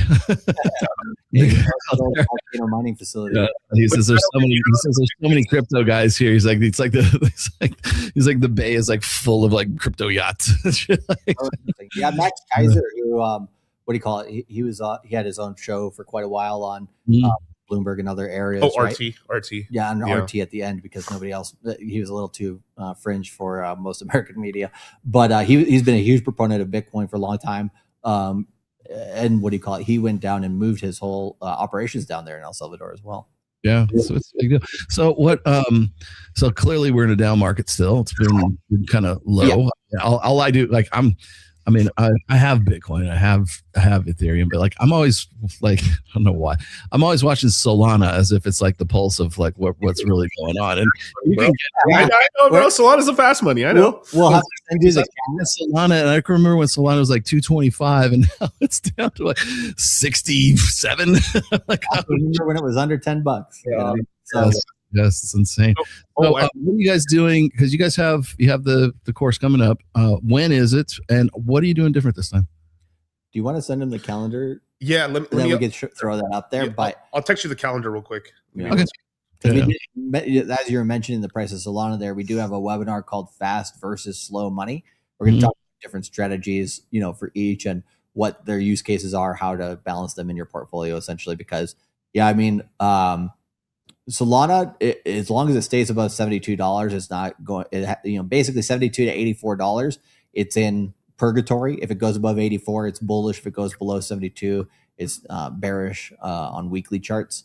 So I sent it to you on Twitter as well. We'll see where we close at the end of July. If we close above $68,000 Bitcoin at the end of this month, oh boy, that's a really good sign that probably the low is either in or it's not going to be that much lower. Right.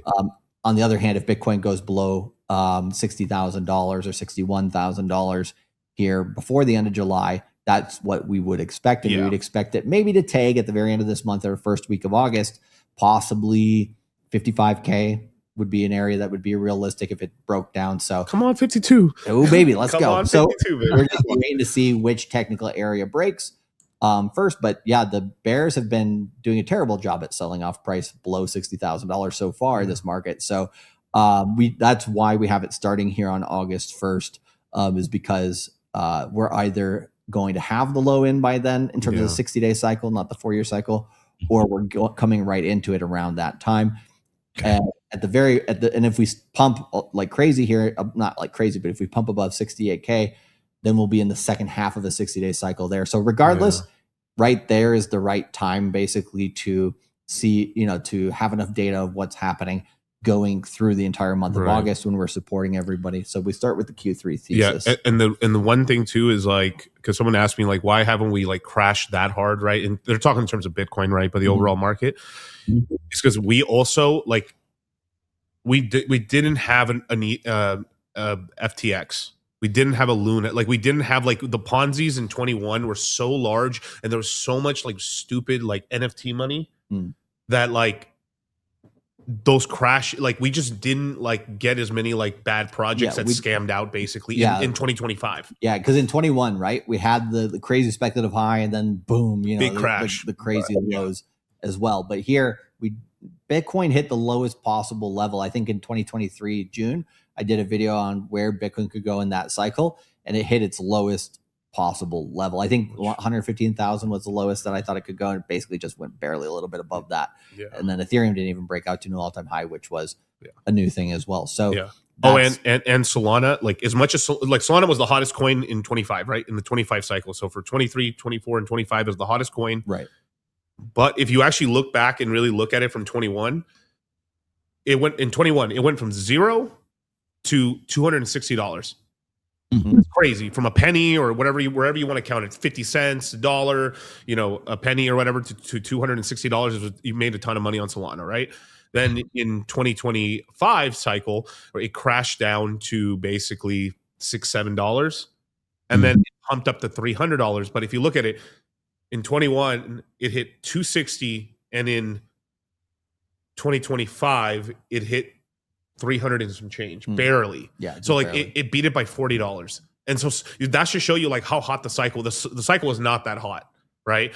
Because we were contracting in the economy, interest rates were high, they were sucking liquidity out of the market. Now they're having to pump liquidity into the market. Like the new Fed guy that they put into there,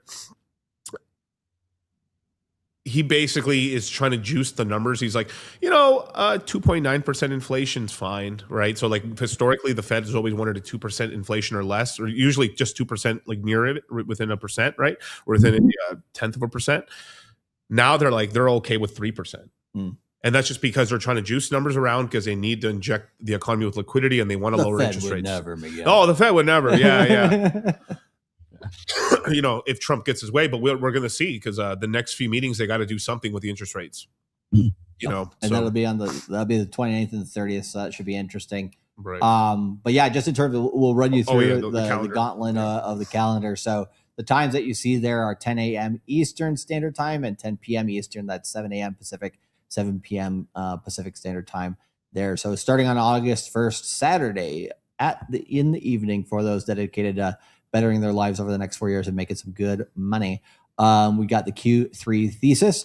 We also have an early thesis for the next 4-year cycle during that. But every quarter we start with what we think is going to happen throughout the quarter. This time we're also talking about going into the Bitcoin 4-year cycle low. And then as we expect the Bitcoin 4-year cycle low, where do we expect it to come out of, and how do we play that essentially? So there we're starting overall strategies, getting everybody pretty much on the same page. Then before we get into any coin picks or any discussions on, what's hot in the month of August, we bring you guys into Risk Management 101. Which is how not to get wrecked. Yes. Yeah. The most important webinar. If I can just tell you one thing to watch. Yep. That webinar on August 2nd, please watch that for the love of Christ. If there's just one webinar, if you buy it and just forget and watch that one. Don't leverage trade. Don't date. Liquor, ladies, and leverage will get you right. But I'll say a portion of it right now. At least half of your money should be Bitcoin and Ethereum. Yep. 50%. Yeah, especially. Yeah, exactly. Now, if you're a really busy individual, someone like a Myron or a Rolo, you want to have probably like 80% of your money in Bitcoin, Ethereum, Solana, like the big coins. So you can extend them. That's where it all is. Right? People that if you're a lawyer, a doctor, they're really busy. They want to have money in the market, but they need solid picks that are not going to rug out. They're going to do good over the next 3 years. Their money's safe. If you're a younger guy or you have more time on your hands, you have nights off basically. Okay, you can kind of get more in the weeds here. You can be like 50%. The cool thing about this is like if half your money's in Bitcoin, Ethereum, and you just gamble the rest of it into horse shit, the Bitcoin and Ethereum over the next 3 years will make all your money back from all the dumb investments you made on Yeah, let's see what ideas you had. money on your investment. Yeah, and that's what we've seen every cycle. And so it's kind of like the rudder of your boat or your sailboat, right? So if you take the rudder out, what happens? Right, the thing tips over. So don't do that. Make sure you have the majority of your portfolio. No, Miguel, I've come here to gamble on meme coins. You cry about it in 2030. Well, yeah, if you know what you're coming for, then you can't cry about it, right? But then we have the top 50 coin list. In this webinar, we talk about the most relevant coins in crypto. Some of them you love to hate, some of them like Bitcoin you just love, and then some of them are a little bit more fringe but interesting situations. So we explain each coin, where it's at, all that type of stuff. But then we also talk about the Cultivate Crypto algo, the CC algo during that, and we say, hey, out of these 50 coins, like I think last quarter we probably had in terms of trade setups, that were decent. We probably had, I would say, like 15 or so, maybe up to 20. And then of those that were like prime, easy plays, relatively easy if you listen to what we're saying, Basically, we had at least 5. Some of the biggest movers were Zcash, Hype, and Aerodrome in terms of coins that had fundamentals. Then there were some coins with no fundamentals, like meme coins, of course, as well, that did move during that time. But we talk about, the risk to reward, what stop losses you should put in, or what we would put in, hashtag not life or financial advice, right? We give you enough information here throughout the whole entirety of the webinars that you can make, your own educated decision here and start, thinking for yourself when it comes to crypto too. And all these webinars are live. Like me and Charlie are teaching them through basically Zoom, and they're about 3 to 4 hours recorded. We always have a little Q&A at the end there. They're all recorded, and within 8 to 12 hours after we're done with the stream, it is available for people to watch, and they can log in and watch that. We got the best swing trades in Q3. So this is kind of a branch off of the top 50 coin list. So after we've looked and explained all the coins and we've looked at what the trade setups are, these are the ones we're entering. Here's the stop losses, that kind of thing, right? How to play it. Then we go and do a Q&A. So we have 2 days off there as well. So we have August 1st, 2nd, and then 3rd, 4th off, then 5th, 6th on, 7th, 8th off, that kind of pattern. 2 right? on, 2 off. Yep. And then we do Q&A here early in the webinar series just to make sure everybody's on the same page. There's no questions about it. And then August 6th, we have 2 very interesting webinars, diversified and concentrated portfolio strategies, which, you want to know if you're going to get into any trades or any coins, how is that reflected in your portfolio? You want to mention a little bit about that? So basically, a lot of it has to do with basically, we get like 2 types of people. We get a person that's kind of like the first time going into investments for the first time, right? So all their eggs are in one basket, which is crypto. That's perfectly okay. But there's just this big misconception that ends up happening when people get into crypto is they put all their money into one ecosystem. Unless that coin is BTC or in Ethereum, normally putting all your money into one coin is a recipe for disaster.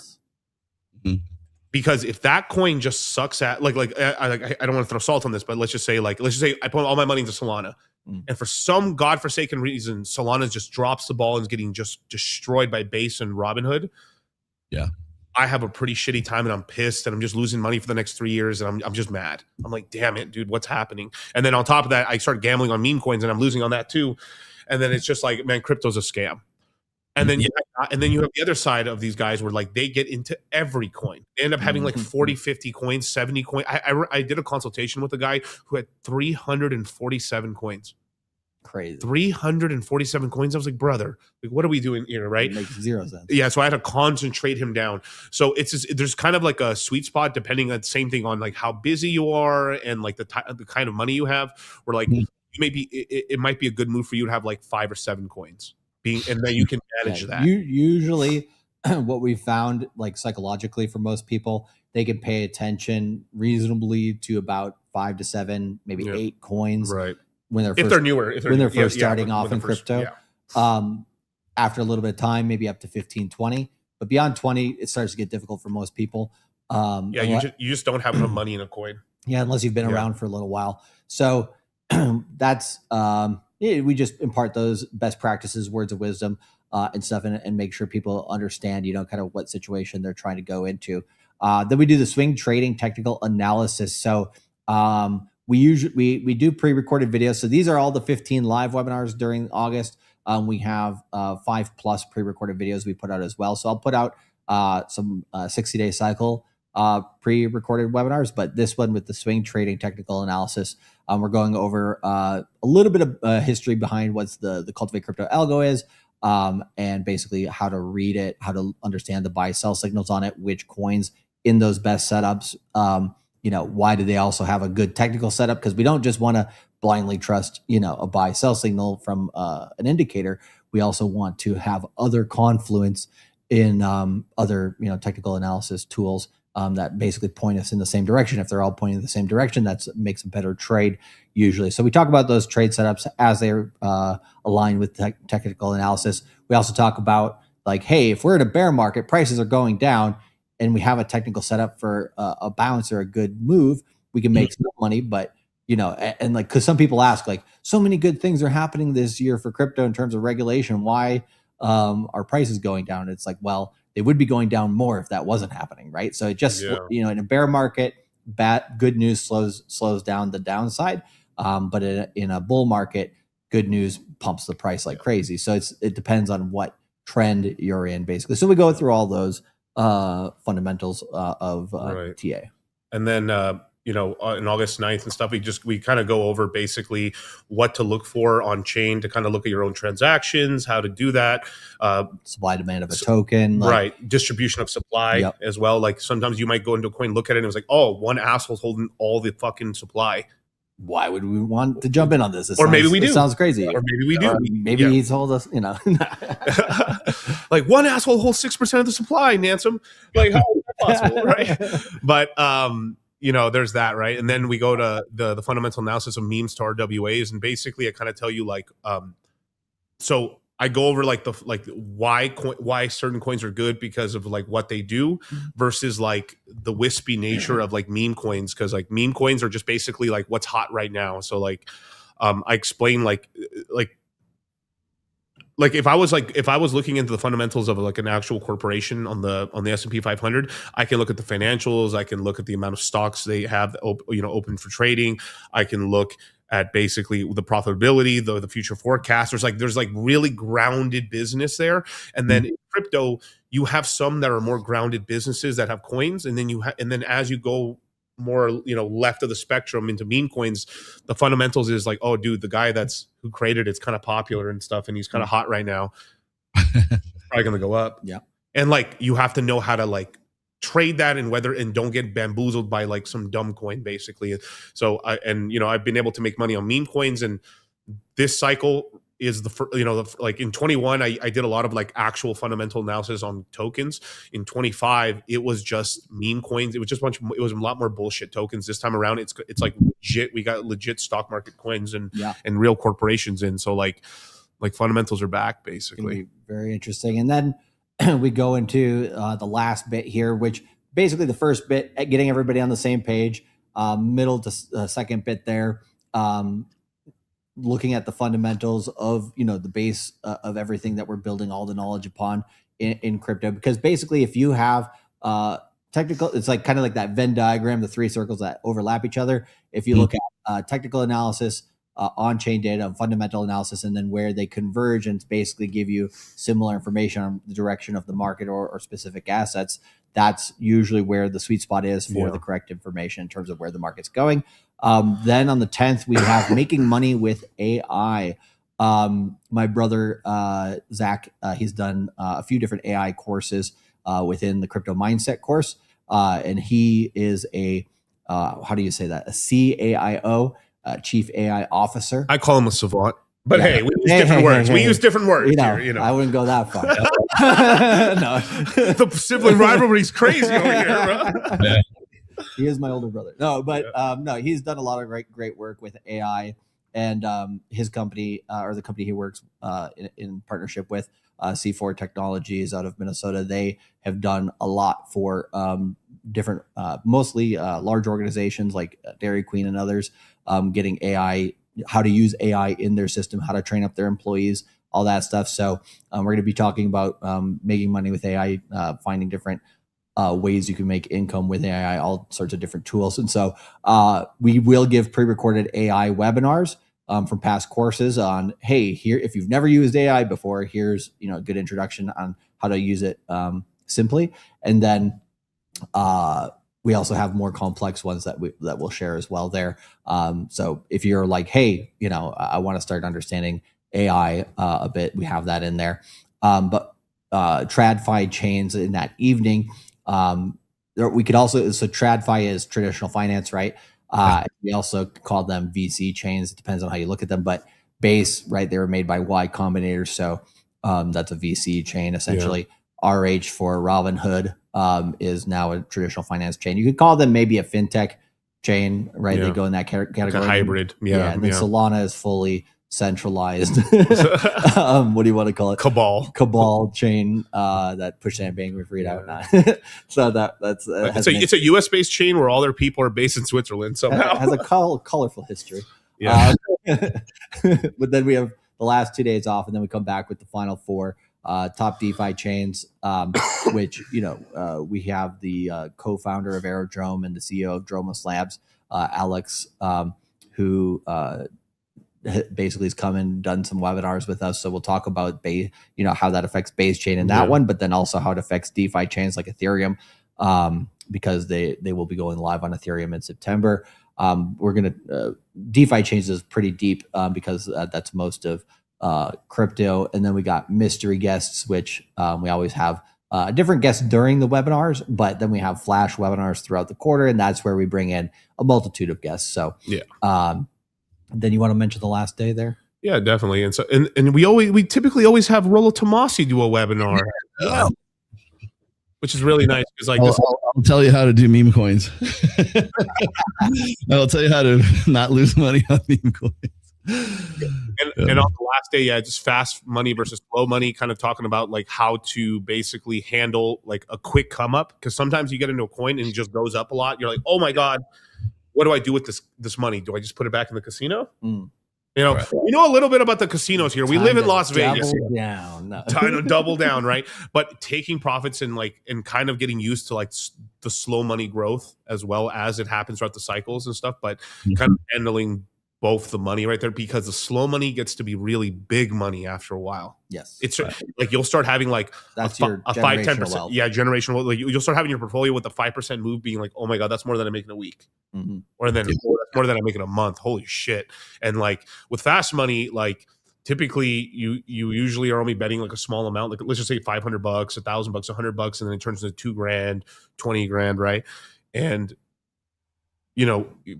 easy come, easy go. Usually, because people are like, oh, I made it that fast, let me do it on something else. Sometimes you get lucky and you can keep hitting, but like if you like smartly move it into like BTC and Ethereum, oh my god, your wealth just accumulates so much more rapidly, and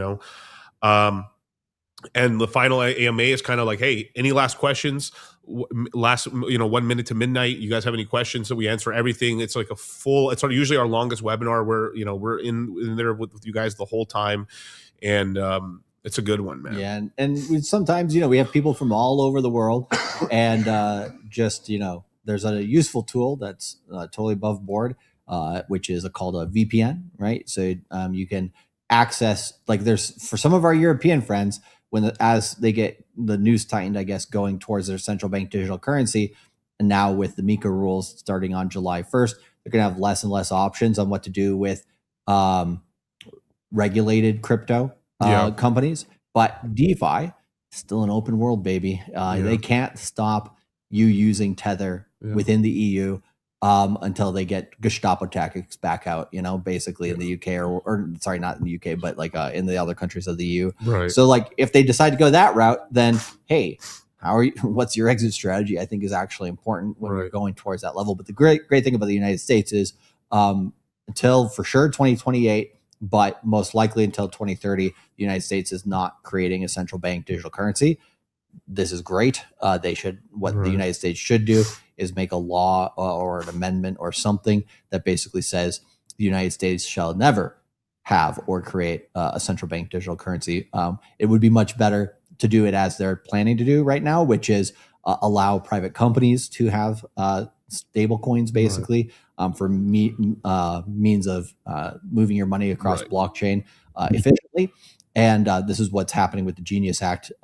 That's going to law January of 2027 officially. So, and it won't be reversible at that point. So Rollo, you used a money market account, right? Before, right? So that's what the stablecoin business is they basically they're cutting out the money markets in a way, and here they like, give us your money, we'll give you $1. Cool. And then they take your dollar and they just buy US bonds and they reap all the money off of it. And they love it. It's one of the best games ever. Oh my god, it's such a moneymaker because it's like you basically almost need no infrastructure. I mean, like Tether only has like 300 employees and they make billions and billions and billions of dollars of profit. I mean, it's just an incredible business and stuff. I mean, right now, like let's just say like someone like PayPal just made their own stablecoin, and Stripe's like, and this PayPal stablecoin is fucking nothing. It's tiny. Yeah, they use it only, I think, over their platform and maybe another. And Stripe, like, I'll give you $50 billion for it. Yeah, I think they offer $8 billion. $58 billion. Because they know they could probably make 100 a year with their amount of reach on the internet. Right. So, Yeah. Wow. Yep. Jeez, man, that's funny because like it's funny. It's like when you get out of like I was working in the the day-to-day 9 to 5 kind of gig for the longest time, and then I wrote the first book. And right around that time, I was getting into the gig economy, right? Because I was just like, okay, I'm kind of done working for other people, but I was still working with the same people. It was just, I just didn't have benefits, right? And then, which was fine for a while. And then I get into the hustle economy, which is like, okay, you're on your own, go do what you're going to do. And that's when you start looking at money in a different way, right? Like, especially when it comes to my investments and I didn't get into crypto until 2018, somewhere around there. Yeah. And that's when Bitcoin was somewhere around like 14. And then it shot up to like 19, and everybody's like, oh my God, it's at 19. Everybody's losing their mind. And then then that crash of 2018 happened. And I'm like, oh shit. And then that was when I realized that it's monopoly money. You just have to sort of, like, if you can't handle like the volatility of it. And I think what's funny is like now with the last, cause remember, cause you and I remember like when like we were hanging, you and like Trader SC are like my two guys that I do. Trader SC will just give me like stuff. He's like, hey, hang on to this for a little while and see what happens, right? Because he's all excited about it. I didn't even know what a meme coin was, right? And then, so for the longest time, I was like, oh, okay, well, we better get back into like I better stick with these stable coins like Ethereum and Bitcoin. So that's it. Just have those things, right? And then Bitcoin crashed, right? In 2018, 2019, right? And then I'm like, okay, I'm gonna just like I'm already in, so I might as well just sit on it. And then like you said, oh, get into Hex. so I got into Hex, right? And there's this volatility. You have to have this certain personality to really be involved, even if you're in like stable coins, because right now, like for the longest time, for like the last 2 years, it's all been meme coins, right? Mm-hmm. And so it's like, oh, make sure you have your stable coins, and but check out this kitty coin, or Kittenheimer, or nobody's sausage, right? and I'm just like, yeah, let's go. And you kind of get like, once you learn how to play the game, once you learn how to like actually do stuff, and then just sort of it ends up being kind of fun. Like me, that's why the first thing I asked you about was like, what about Solana? What about because Solana seems like the most stable of like all the meme coin supported coins, right? And so I'm in that, and it's going to do well this cycle. And then what about the fall of last year? That's when everything just started. October 10th. Yeah. And you told me, and because people are like, oh, these guys don't know their signals. I'm like, bullshit, because you're the one that told me. You said, wait till about the end of October and then get the fuck out, right? And I was like, okay. And so that's what I did. And so I've been on hold for a while. There was a time where I was like, I'm on Phantom, right? I'm looking at Phantom every single morning and every single night, right? And I'm watching it happen. Then I went and I go pick up like TradingView, because I know that that's the software that you guys use. Yeah. And I'm looking at stuff, and I'm sort of getting into, it's almost like a hobby, like I'm like, okay, let me look at these little things. And then now I haven't done that in so long, because I'm like, there's no point. Like, I'm just like, all I'm going to do is wait until things start to pick up again. And so that was like my first thing. And now that it's kind of cooled off, I'm just like, I was wondering, was that, that's why I asked you, said, is the meme coin craze, is that like over now? Maybe it was just a fad for a little while, but apparently it's not. Like you'll still be able to do it. But if you go, there's a guy named Mustab Murad who's been pretty good at just how token adoption goes over time. If you type in Mustap Murad Lindy effect Bitcoin, there's an actual chart that shows basically the life of every single digital asset that's ever been made into existence. It always starts out as basically a collector's item, kind of like a Beanie Baby, essentially, right? Collector's item that has zero value, right? And then does the community use the utility that's built into the technology? Do they start adopting it? Do they start marketing it? Do they start talking about it? That type of thing. And so if you look at like how Dogecoin was created and how it went over time versus how Bitcoin was created, they did both start at very similar points in terms of it's just funny money that nobody, the internet's playing with, until you had that guy buy that one pizza or two pizzas with 10,000 Bitcoin. Then it's like, oh shit, no, this is actually now real money. There are people who will accept this for goods and services. And then from that point, Bitcoin went through this different stages of essentially adoption until it gets to store of value. And that's where it's at now. It could become a medium of exchange someday, but when it gets to that level, it's got to basically lose all of its volatility. So it's pretty much got to become the S&P where it goes up, a certain percent. Or a gold hybrid. Or a gold hybrid. So it basically will, at some point, if it's adopted enough, right, it'll just kind of have that slow increase, and it'll mostly increase based on inflation, not necessarily on adoption at that point. But that's something that's like end of this century kind of thing, right? So in our lifetimes, Bitcoin will have plenty of volatility. There'll still be plenty of opportunity. By 2040, we'll probably see $1 million Bitcoin by that point. So the first 15, 16 years of crypto history, we have gotten to where we are now. That's from zero to Wall Street's fucking adopting this shit and running its rails over it, right?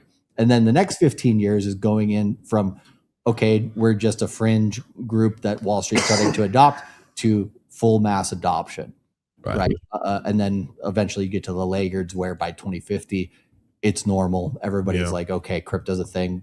Probably by the time people start using stable coins, that's going to be the gateway drug that essentially, kind of like in the 90s when the internet was getting adopted, AOL, email through AOL was essentially kind of the gateway drug for housewives. All of a sudden, housewives had 20 different email accounts, right? And all of a sudden Amazon came up. Oh, interesting. Maybe I'll buy some books there, right? There's like remnants at early stages of mass adoption there. And with stable coins, you're going to start using them through Visa, right? Especially if you're doing international transfers and stuff like that. You're going to start using them when you don't know about it. And then once people basically like, hey, from my bank to Cash App or from something here to there or whatever, once somebody actually does send a stable coin outside of the company doing it for them, then all of a sudden that's a crypto transaction. So all you need is an address. And then they're going to be like, oh, is that the same process as what you do to send Bitcoin and Ethereum? Oh, this is actually not that hard. And then all of a sudden people are like, okay, I understand this, right? And my Trezor makes it too easy to spend money. So the course start, registration's open now, correct? Correct. Until the 28th. Okay, so use my link, which is the first one in the description right there. I've been Sammy's been kind enough to be posting it into the chat. Yeah, sure. And how long does the registration go? Till the 28th at midday Pacific Standard Time. Okay. And so I'll be pushing it. You guys are about to go do Moon Gang right now? Yep. So we'll be on Dollar Cost Crypto on YouTube. Yeah, here about an hour. Okay, about an hour. All right, gentlemen. Thanks for dropping by, man. Let me know all this. Appreciate it, Rolo. Just one last thing. A little bit too. Go ahead. The last thing I got to say here is like the reason you want to get into crypto is because the global governments are coming out with these central bank digital currencies, digital euro, digital dollar, doesn't matter what they call it. The first three are going to be digital euro, digital shekel for Israel, and then the Saudi Arabia, whatever their currency. Not even joking around. That's real. Those are the first three because the same company is doing them. Right. And so with these coming out, right, basically they're going to enact a global taxation system. When all your money is digital, you can't hide anything. So they think. Oh, so they think. That's right. If you have BTC and Ethereum, they cannot control that money. Yeah. So that's been proven throughout CCP China for years, right? Because that's a scary thing. Is like if in China, if you say something bad and they don't like it, they can just turn you off. They can turn you off. Your credit cards, your debit card, everything turns off. Magically, all your bank account turns off. Like electronic car. That's electronic car. Like that's fucking crazy, right? So I'm glad we still have cash here in the States, but it's getting kind of phased out. And you guys need to have a money, if not to make investment returns, to have peace of mind. Well, yeah, to have free self-sovereignty of your own money wherever you are in the world. If you understand the basics of crypto, yes. you have the ability to exercise that right. If for whatever your government tries to persecute you for that right, leave. Yeah, like that's the option. We'll show you how to use Bitcoin, how to use Ethereum, how to use crypto, and how to use not just stable coins but privacy tokens as well. Yeah, it's good. That's going to be a big one. And everything's legal above board. Like Correct. I think people from the media have this kind of scare tactics with crypto in the past, but it's kind of like gun rights, right? Or it's kind of like when the states legalized weed. Like people were like, I'm not sure how this is going to work exactly, but then over time, like each state kind of adopts it. Right now, New Hampshire is actually the live free or die state, right? They are the most advanced with Bitcoin and digital asset treasuries for their state. And now they're trying to come up with a Bitcoin bomb and do various things. Texas is close behind, but they don't actually hold their Bitcoin. They hold the Bitcoin spot ETF. I think Arizona has some favorable laws for Bitcoin and digital asset treasury or reserve, and Florida too, as far as I remember. So those are the main ones that are ahead of everybody right now. And it actually, the state crypto digital asset treasuries might actually go faster than weed legalization did quite a few years ago. Yeah. Cool. The world's an oyster. Cool. Well, if you guys want to get involved, and I suggest you do, and I'll make a guest appearance this time. But do check it out. Registration closes on the 28th, 29th. 8th. Yep. 28th. Got it. Cool. Well, you got plenty of time. Wow, I actually beat the curve this time. Holy shit. I'm usually like the day before it closes, and now I'm extended the curve this time. That's good. Well, thank you. All right, gentlemen. Thanks for joining me. And I'll come down and see you guys at the studio in just about an hour or so. All right. Sounds good, man. Thank you. Okay. Later. Bye-bye. There you go. Dollar cross crypto. Moon Gang's coming up. What, 6? What time is it right now? 4? Yeah, so 5 o'clock. 5 o'clock Pacific time. If that's your grind, which I don't see why it wouldn't be. Yeah. Where do you register? You can use my link, which is the very first one that's in the description down below. Or you can use Sammy. Post the link again in the thing. There you go. What's this? Rolo the goat. Just drop in message. That's all. You're welcome. All right, brother man. Am I the goat? I need that sound drop. Tate wouldn't challenge you. That's like a run-of-the-mill knight challenging Yoda. You are the master's custodian. It's Pen Mayan. It's a sword. Mayan. You mean Myron? Thanks. Nah, see, that's the thing is like nobody really challenges anybody in the manosphere. I mean, and if they do, it's almost like best not to, because if you do, then what happens is like I think you lose more market share that way. Like you're not really doing anything that anybody doesn't already know. Like most of the time when we're like, as I was saying before, like people we talk behind the scenes, like hell, even Charlie and Miguel. I wanted to since I was gonna, I'm about a half an hour too late. I was gonna do this at the 2-hour mark. What's this? Most likely contact them and turned himself in. You think so? I don't think Tate turned himself in. That doesn't look like a dude who turned himself in. Like, why would he? Does he even know that he's like does he even know that he's a wanted man? Of course he does. Why go to Miami though? That was my whole thing. Is like, if I was, maybe this is stupid because I'm trying to use logic here. But if I'm Tate and I realize that I am in all likelihood going to see Interpol the minute I walk off the tarmac in Miami or whatever else, do I go to I mean, for the longest time, he was like so cautious about not coming to the United States. And then he got really, I don't know, fast and loose. Like he got careless. So it's either carelessness or it's just sort of like egoism. right? He just thought he was untouchable. And maybe that's the case. I don't know, because like by the time he was like sort of, they gave him a little bit more, they loosened the leash for him to go to, he came here to Vegas, right? He went to go see, he was with Dana White. He was at the UFC stuff, that the fights that were here. Where else did he go? I think, he went to LA. Remember when with the ex-girlfriend, I can't remember her name, and she came up with charges like he beat her up or something like that while he was here in LA, and it always bullshit. But I forget that chick's name too. She was pretty hot. She's a model chick. And then goes back to Romania, then goes to, he's been in Dubai. Why would you not go directly to Dubai? Why would you not, like, apparently he wanted to set up residency there anyways. Why would you give up on that? Why would you not just go to Dubai? Maybe he just kind of realizes he's like living on borrowed time. I don't know. Innocent or not, arresting him with video and shorts can be made later. He's already judged in the court of social media. Yeah. Yeah, but that happened like long before he got arrested. I'm not saying he's clean. There's no way these guys are clean, right? There's too much evidence. People go, well, there's no evidence. No, there's lots and lots of evidence. It's just, the thing is, like, not a lot of people want to pay attention to it, especially because it's your hero. I get it. I was having a conversation about this morning.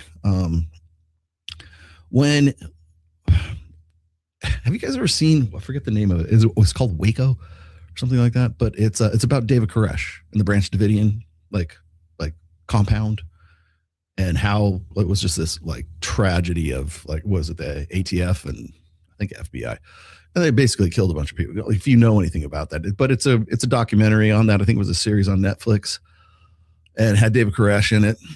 And what's funny to me is you're looking at people who would otherwise be like very intelligent, very smart people, except for that one thing.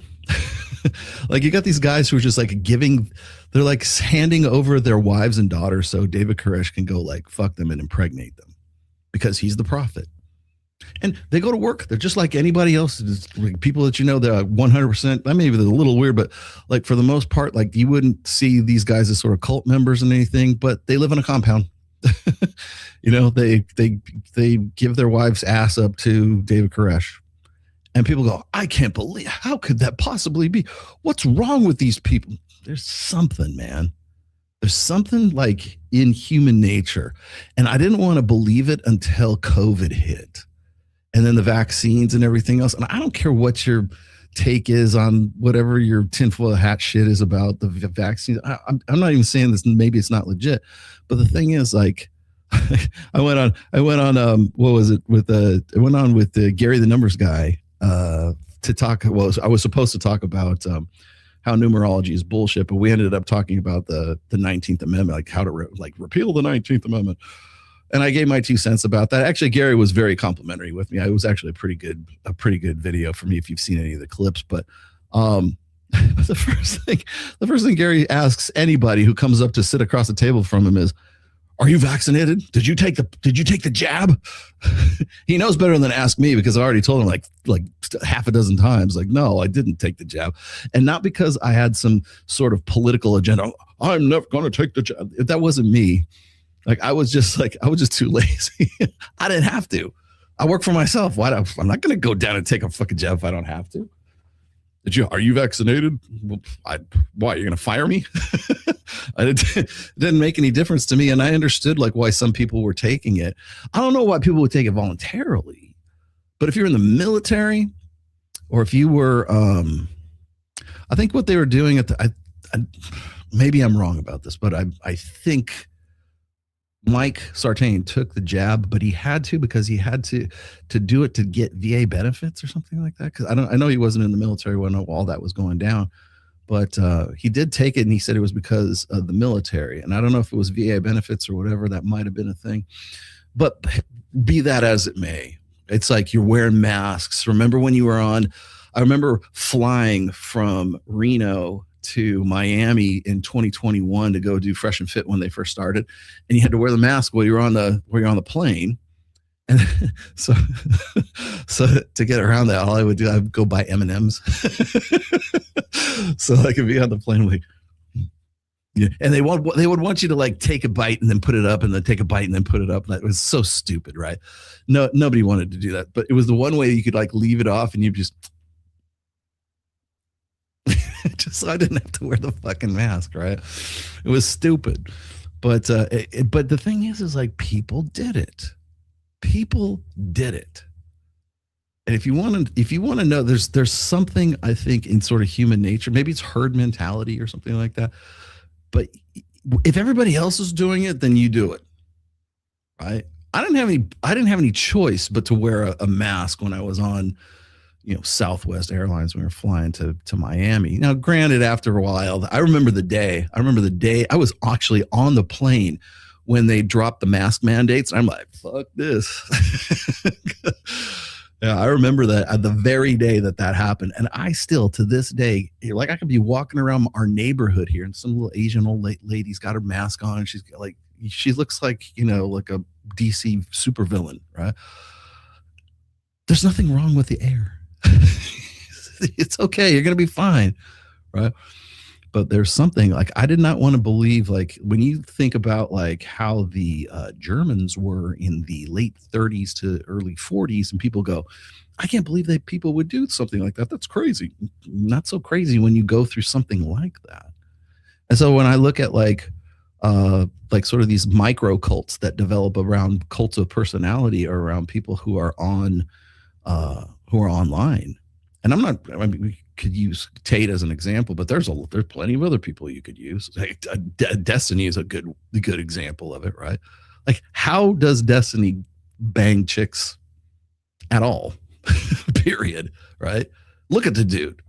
Well, there's something David Koresh-ish about Destiny. There's something David Koresh about Tate. There's something David Koresh about I don't know.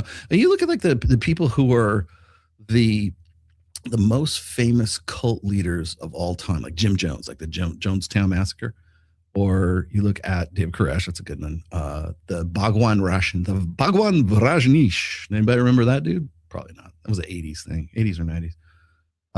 Moonies. Remember the Moonies? What about Hare Krishnas, which is now, I guess, a legitimate religion, but remember in the 70s and, well, you don't. I don't even remember that, but like, the Moonies.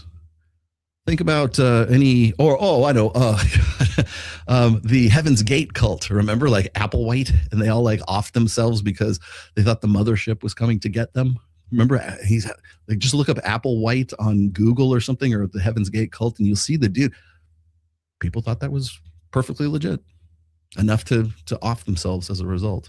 And they might have like been normal in any other way. And it's just like, there's something there. It's just, I don't know. You just have to find the little keyhole in people's, maybe it's the vaccine, maybe it's COVID, right? Maybe it's whatever. Hell, you could even go and say it was all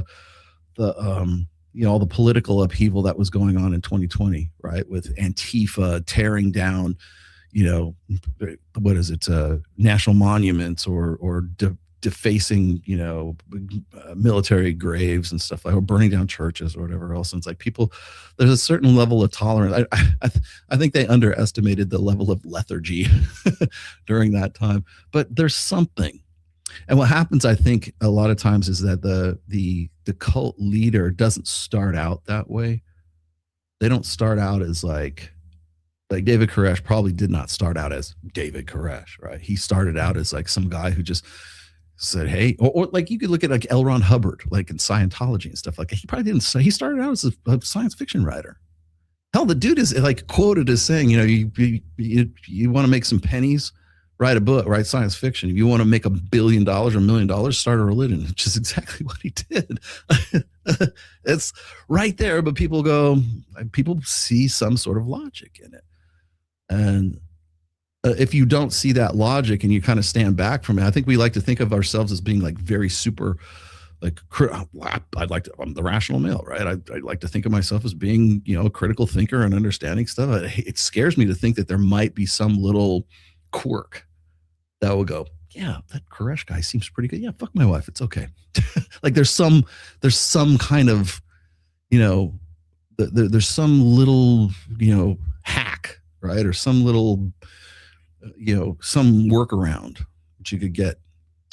Wasn't Tate mentioned as the cause of Harris losing her recent her losing the election? It was Tate and it was Myron Gaines. His arrest is probably political in part. Yeah, I'm most likely. Was it Stalin was basically a demigod in the right, or somebody who, or how about what was it, Emperor Hirohito, right? That's one, World War II.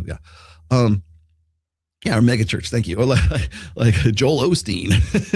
Like what? What's he say?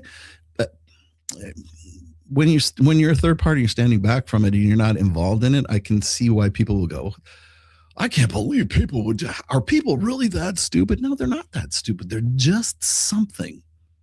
And I think like the best cult leaders are the guys that they know where to put, like, it's like acupuncture, right? You know where to put the pin to get the people to do what you want them to do. And it's kind of scary to, Emperor Hirohito. Thank you. See, I took history. I know what I'm talking about. Yeah. What was this during the winter? Put on one of those masks and exhale. Yeah, exactly. I remember that. People, oh yeah, this will save you. It's a virus. First of all, it's a man-made virus. We know that now. We know it was a gain of function thing. We know it was, we know it was China that where it came from. We know so much shit about that. And you know what? Nobody cares. I think Mike needs to add that to his nobody cares monologue. Like when he talks about like, oh, we have a president right now who, he was cheating on his wife with a porn star, Stormy Daniels, while his wife was pregnant, and he still got elected twice. Nobody cares, right? That speech, he should also use that, like the COVID thing. Nobody cares. But then you can reverse that. Like that's why I was talking about like Gary, the numbers guy, who's like, oh, are you vaccinated? Well, no, not me. Some other people might have been, right? He doesn't want to talk. Like he thinks you're stupid for taking the vaccine. I'm like, well, I didn't take the vaccine, not because I wanted to have some sort of protest. And I knew something that somebody else did. And I was just lazy. That's me. I don't want to do it. I'm not taking another needle in me for no reason. I'm afraid of needles as it is. Anyways, so check this shit out. I think I showed you guys this just a little. Oh, before we do this is the funniest part. So I have to tell you guys, just my announcement is this. I know that Orion Taraban has done this and he fucked up. But Orion has done a digital version of himself, and everybody is going to do that right now. They're making clones of themselves. OnlyFans chicks are doing the same thing so that they can sort of be available to their fans 24/7, even when they're asleep. So what they're doing is they're making AI versions of themselves. The ladies call them AI clones. They're clones of the girls who are on OnlyFans, and that's kind of what Orion Taraban has done. And I've been sort of had this in the works for a while. I'm not making a clone of myself, just to be clear before we get started here. But apparently Orion decided he wanted to do a digital version of himself, and his deployment really fucked himself on the deployment. I think he would even admit to this. But he made the digital Orion, which is basically his OnlyFans clone.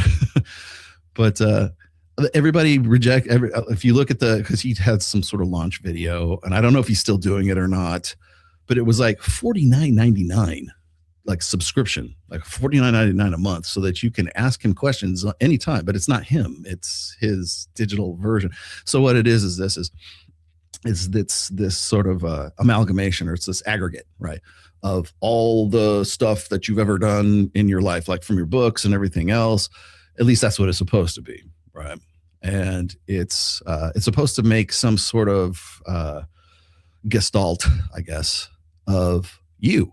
It's like, what would Rolo say, right? So you type in the chat query or whatever, like, Rolo, here's my problem. I'm with this girl and she did this and I did this and I said that. Is this alpha? Is this beta? Blah, blah, blah. How do I get my girlfriend back? Yada, whatever, right? And you put it in, and then the AI essentially takes a gestalt of everything you've ever written and how you would say it, and even your voice. Like, I have to like give my, if you want to hear my wonderful dulcet sounds of my Barry White like voice, because why wouldn't you want to hear you? Why wouldn't you want to hear? Ladies, let me answer your questions here. I'm Digital Rolo. Tell me about your sexual frustrations. No, it's supposed to be an amalgamation of like what you would say, right? And try to be as real as possible. But the problem is everybody rejects that right now. Everybody doesn't. They want the real you. They want the real Rolo. Right? They want the real Orion. They want the real Orion, right? Why not? But the thing is like people have such a bad taste in their mouth over AI. Whether it's AI slop, whether it's like I hate the fact that there are now AI apps that will essentially you type in, I have an idea for a book, AI a book maker, and you type in these things and it's sci-fi and it's this and it's whatever, and then it basically on the fly shoots out a book that's anywhere between 100 and 300 pages, does the cover for you, does everything for you, and here it is. It'll saves it as an EPUB file, and all you got to do is just go slap it up on Amazon, and it's just shit, right? It's a product. Nobody's gonna like. By the way, if you decide that this is something that you think is a good wise investment of your time, it's not. Like even me, I'm a pretty decent author. I make a good chunk of change off of my books, right? Have for quite some time, because I actually wrote my books, because I'm actually a real author. I'm not a copywriter. I didn't copy and paste shit as much as other people would like to accuse me of, right? No, all of my books are real. All my books are legit. And they will remain. Trust me, they're so legit that it takes me forever to flow text for the hardback of the new edition of the first book. But be that as it may, Orion kind of fucked up because people which is funny because I have my suspicions that he buys a lot of his views. He buys a lot of his comments because they're all the same, but not this time. When he did the launch video for his Digital Orion thing, people said, fuck you. They're like, we want the real thing. Like, this is an embarrassment. This is just you shilling, right? Which is interesting because he's supposed to have over 1 million followers, which if you look at his social blade and his Playbook CO, signs point to buying subs. And don't give me shit about professional jealousy and all that other crap. I don't care about subs because YouTube doesn't care about subs either. It's a vanity metric and always has been. But this time the comments were pretty negative about wanting to launch something like this. And I'm glad he did it before. I was thinking I needed to be the first one to the market. I'm kind of glad he made the mistake because I'm not going to make that mistake. So I have a new app that is in development right now. Should be done by the end of this month. And it's going to be the Rational Mail engine. It's not going to be Rolo Tomasi, Digital Rolo.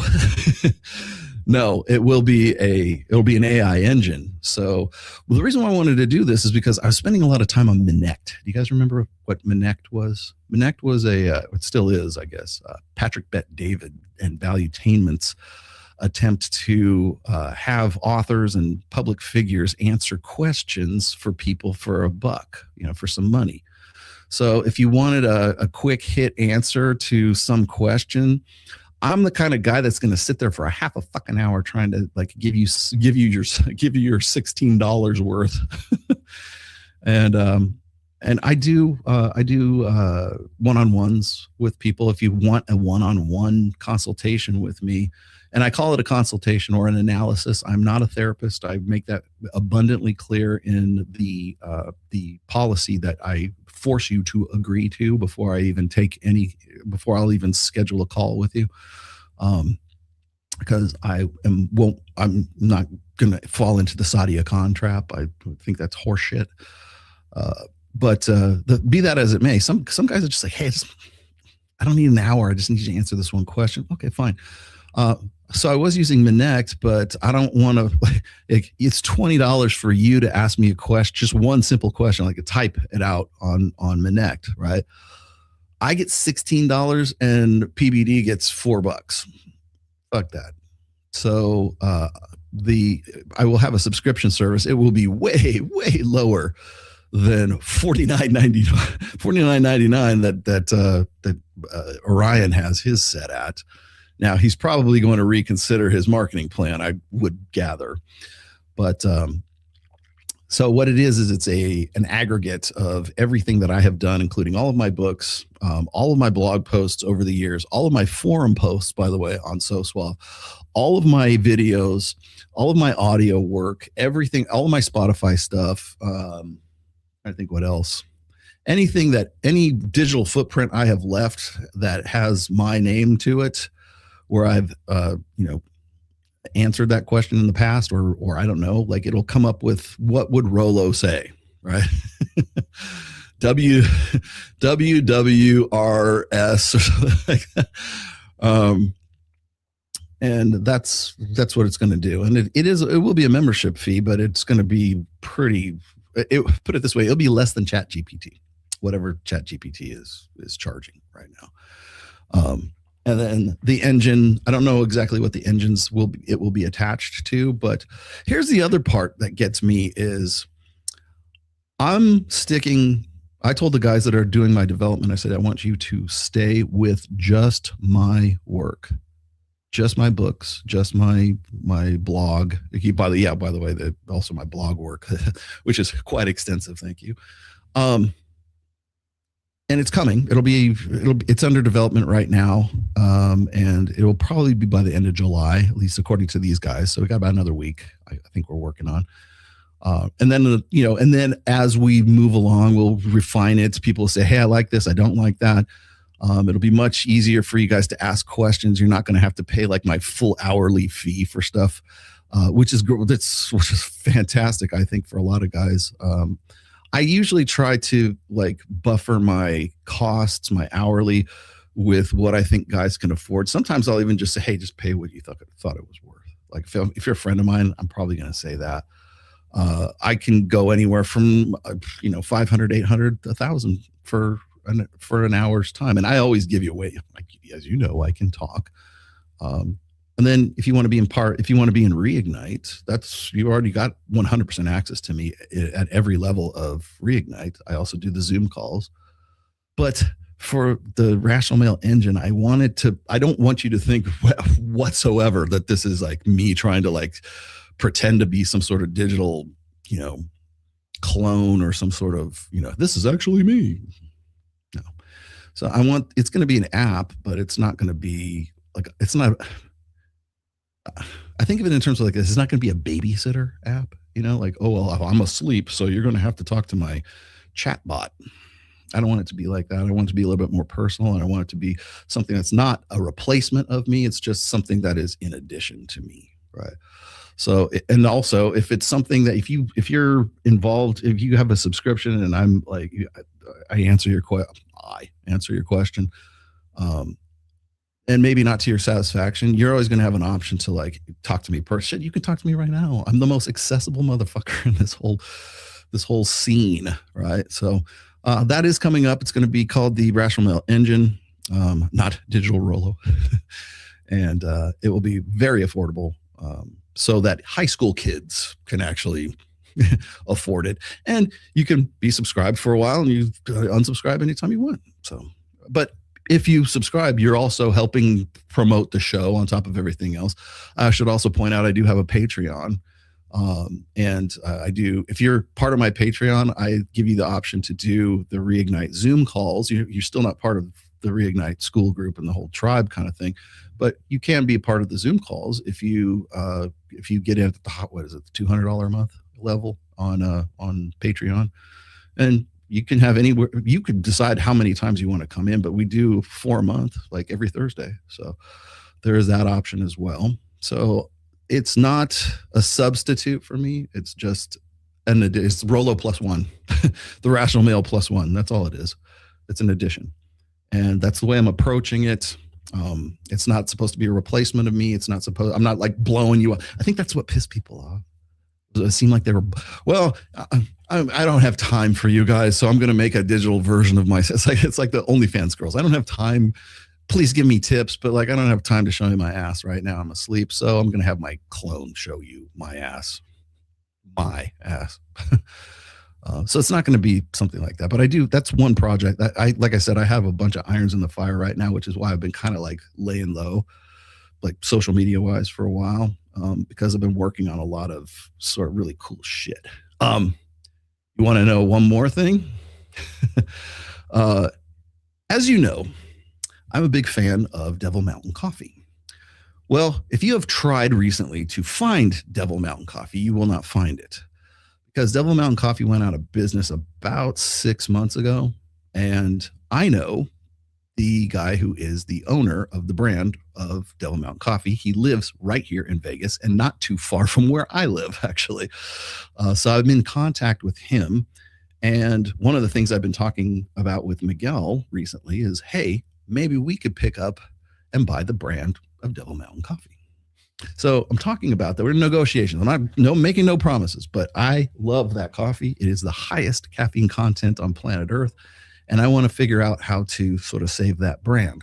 So that's another thing. That's one thing I can talk to you about right now. Anyways, I have some other stuff that's coming up that I think is going to be really, really cool, including 2 more books. Well, one book first, and then I got another one, another iron in the fire, but I got another book. The Maxims book is going to be coming out soon. I guess I should say that, but I have another one that's hot on the heels of that one because everybody keeps asking me for that, and it's basically done anyway. So anyways, that's coming up. Just to let you guys know.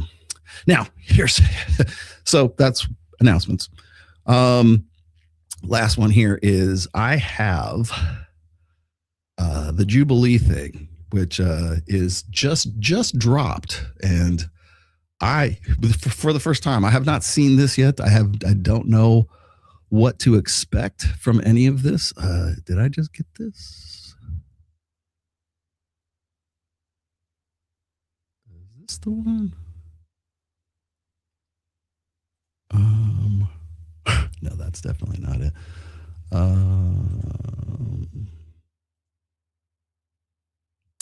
Let's see. Not that one. Not that one. Not that one.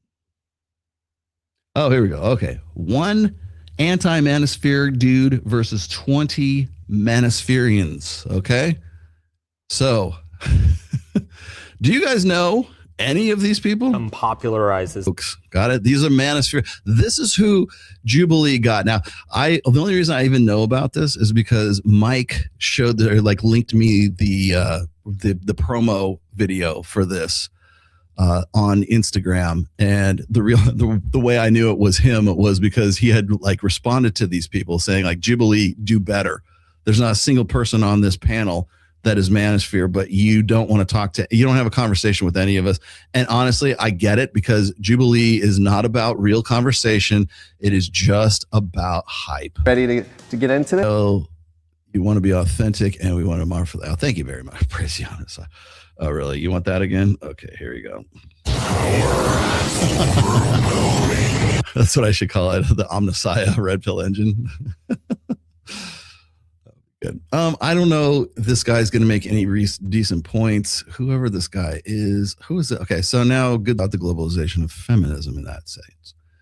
Sans fact check. In several studies examined by the NIH, National Institute of Health, related to gender parity and health, nearly all associated higher gender parity with better mental health outcomes for women and men. According to what criteria? Mental health. So mental health, you mean mental health that is essentially defined by a female therapeutic industry, that mental health? If not, research on global well-being. What constitutes well-being is largely based on self-reported surveys, which make broad analysis susceptible to methodological differences. Right. Yeah, I agree with you that a lot of See, well-being is like, it's one of those ambiguous kind of things that sounds right, but when you try to define it, people always define it. It's subjectively defined. These manosphere. Yeah. I thought you were pro-masculine. You see the guy in the background? Where's this dude? Hold on. Where'd that guy go? This dude so that dude in the pink who looks like a lady, like a male dude, I don't know, a chick. He's probably gonna come. Who is this? You're calling it an ideology means you're disqualified. Do I think men and women are equal? No. Do I believe you wake? Man, fucking Mark Manson's a lunchbox. Tell you how like the Matrix is holding you down and how women are, these women are disgusted, and then So I would like to know how like $1 billion business seems like a very specific claim. The Tate brothers' criminal prosecution in Romania remains alleges allegations that they, along with the code of defense. Okay, well, yeah, we already know that. Thanks. Fact check. Andrew Tate's The Real World and formerly Hustlers University have had affiliate marketing programs where followers earn commission by signing up new people. Okay, but you're also using Andrew Tate as the poster boy for the manosphere, which, by the way, he has denied being a part of it. He has disavowed the red pill, has disavowed the manosphere. So it's kind of a moot point. Like, would interject something here. This is what here's what I would have. Here's how you kill this conversation dead. So you guys have heard me say this before. So here's a clip for you, right? Is your sexuality part of your identity? Right? Well, it would have to be, right? Like a lot of people, if you're homosexual, if you're trans, if you're this or you're that or whatever it is, you're triple monkey backflips. Right? Well, if you're a demi boy, right? Is your sexuality intrinsic to your identity? I would say yes. I'm a heterosexual, cis heterosexual white male. I happen to be married for coming up. Well, tomorrow will be 30 years. Thank you very much. Having sex for quite some time, enjoying every minute of it. It's awesome. I love banging my wife. It's awesome. Hopefully I'll be doing it tomorrow or the next day or whatever. Right? Awesome. I know too much information. But the thing is that's part of my identity. Right? Heterosexual. Right? If you're gay, then you're homosexual. That's definitely part of your identity. That's the whole thing. Like one of the things that gets me is like when people start talking about like, they would like to make some sort of distinction between like sex and gender, which I fundamentally disagree with. I don't think that there is such a thing. Gender, I kind of take this, the Steve Stewart Williams tact when it comes to gender. There's no such thing as gender. It's all sex, basically. It's just sexual. Like everything, like your identity is, your sexuality is intrinsic to your identity. You can say, well, gender is this, gender is social. That's what if you want to know why we have like not had these conversations up until this point, it's because everybody has been too scared shitless to challenge the idea that there is no difference between sex and gender, because gender, your identity, whatever, is downstream from your biology. So if that's the case, and your sexuality and your sexual behavior and whatever that is, right? If you're gay, if you're straight, if you're whatever, you're a vegisexual, whatever it is, that is intrinsic to who you are, right? Okay, well, if that's the case, then guess what? Your body count is also intrinsic and a part of, at the very least, a part of your identity. So if you could get Mark Manson to accept the fact that your sexual behavior, and in this case, promiscuity, because your body count doesn't matter, right? Well, it has to matter at least a little bit, because that the behavior, your sexual behavior, is intrinsic to your identity. So therefore, it's got to matter somehow. You want to know why? Like, remember, okay, so Brian Atlas from whatever podcast does this all the time. I'll say, well, okay. You say, well, does body count matter? The girls will be like, no, of course it doesn't. And the reason why they say it doesn't is because they know that it does.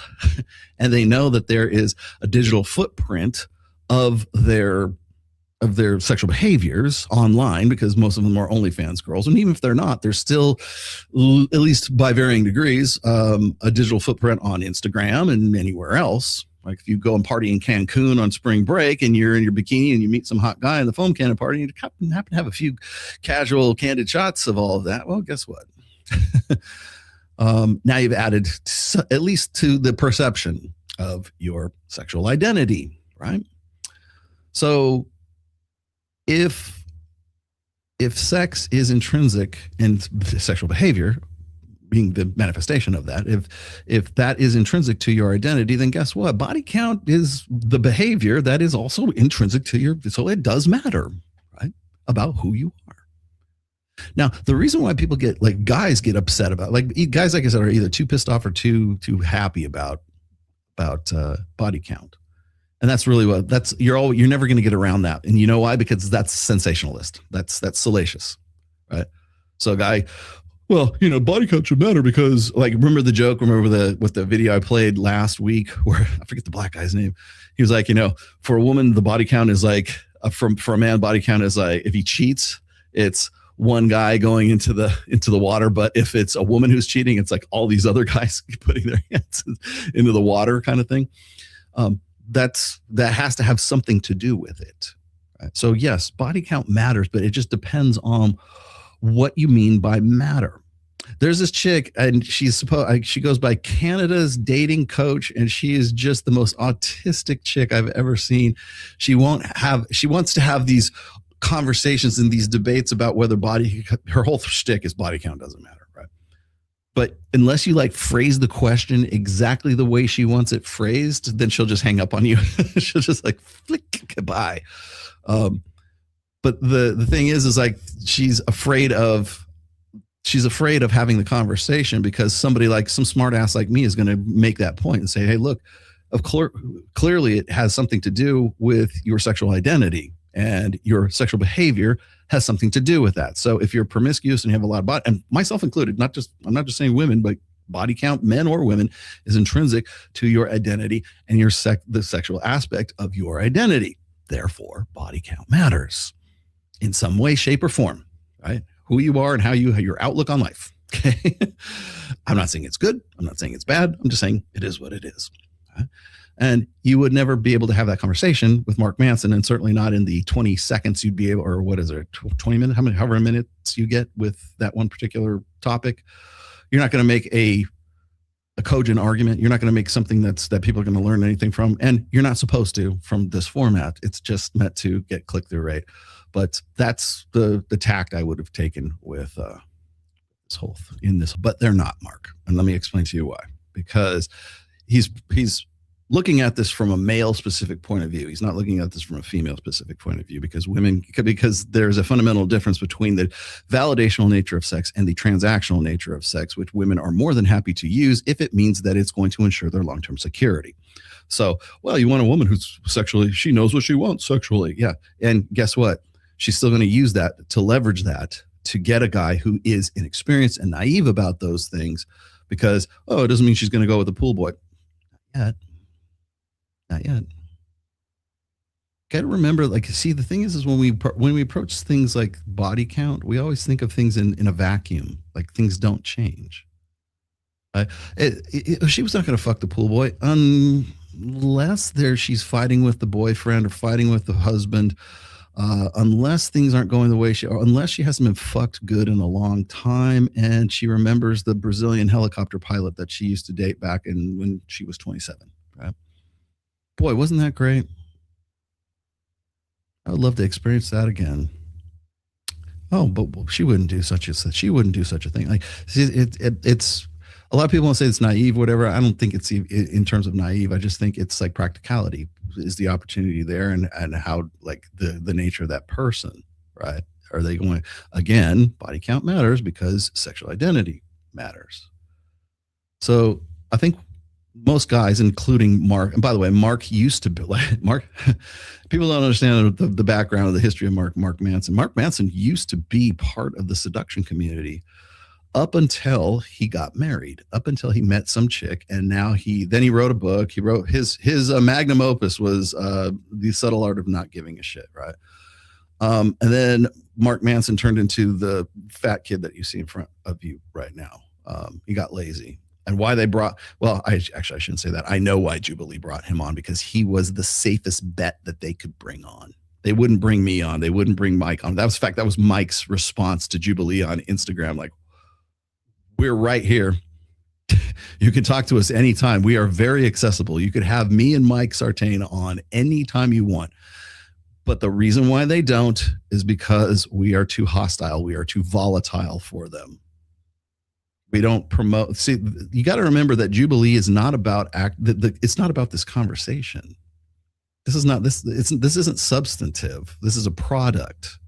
The product is we need to take down the manosphere a bit. We need to take the manosphere down a notch. He's going to come off looking like as if he's like this intelligence, well-rounded. Like, if they want Mark Manson to win, Mark Manson will win. Even if he like had the worst blowout and the worst meltdown on this show, you'll never see it because they'll just edit it out. They never do live streams. Why do you think they never do live streams? All I do is live streams. All Mike does is live streams. All Access Vegas is live streams. You want to tell us we're a dick in real time? You please be my guest right now. Put a 1 in the chat if you think Rollo's a dick. Like, you can do that, but not in Jubilee. Jubilee is dead. It's a dead format. I told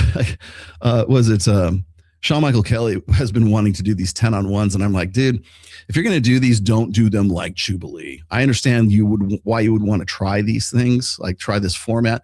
This is a dead format. It's been dead. It's been dying since like Destiny was on this fucking show, right? The reason why people like it is because they think it's 10-on-1. Man, they're going to pile on him. This is going to be cringe. I can't wait for the cringe. That's all this is cringe media. They're feeding you cringe. And so as long as there is trust and integrity.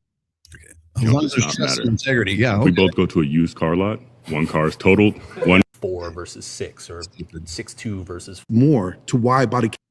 God. Okay, Glenn, here we go. Glenn is the only person and I hate to even say this because actually, if you are the kind of guy that can perceive stuff like that, that's why I always saw when people ask me about body count, they always want to say, well, or people make presumptions about me when I talk about body count, right?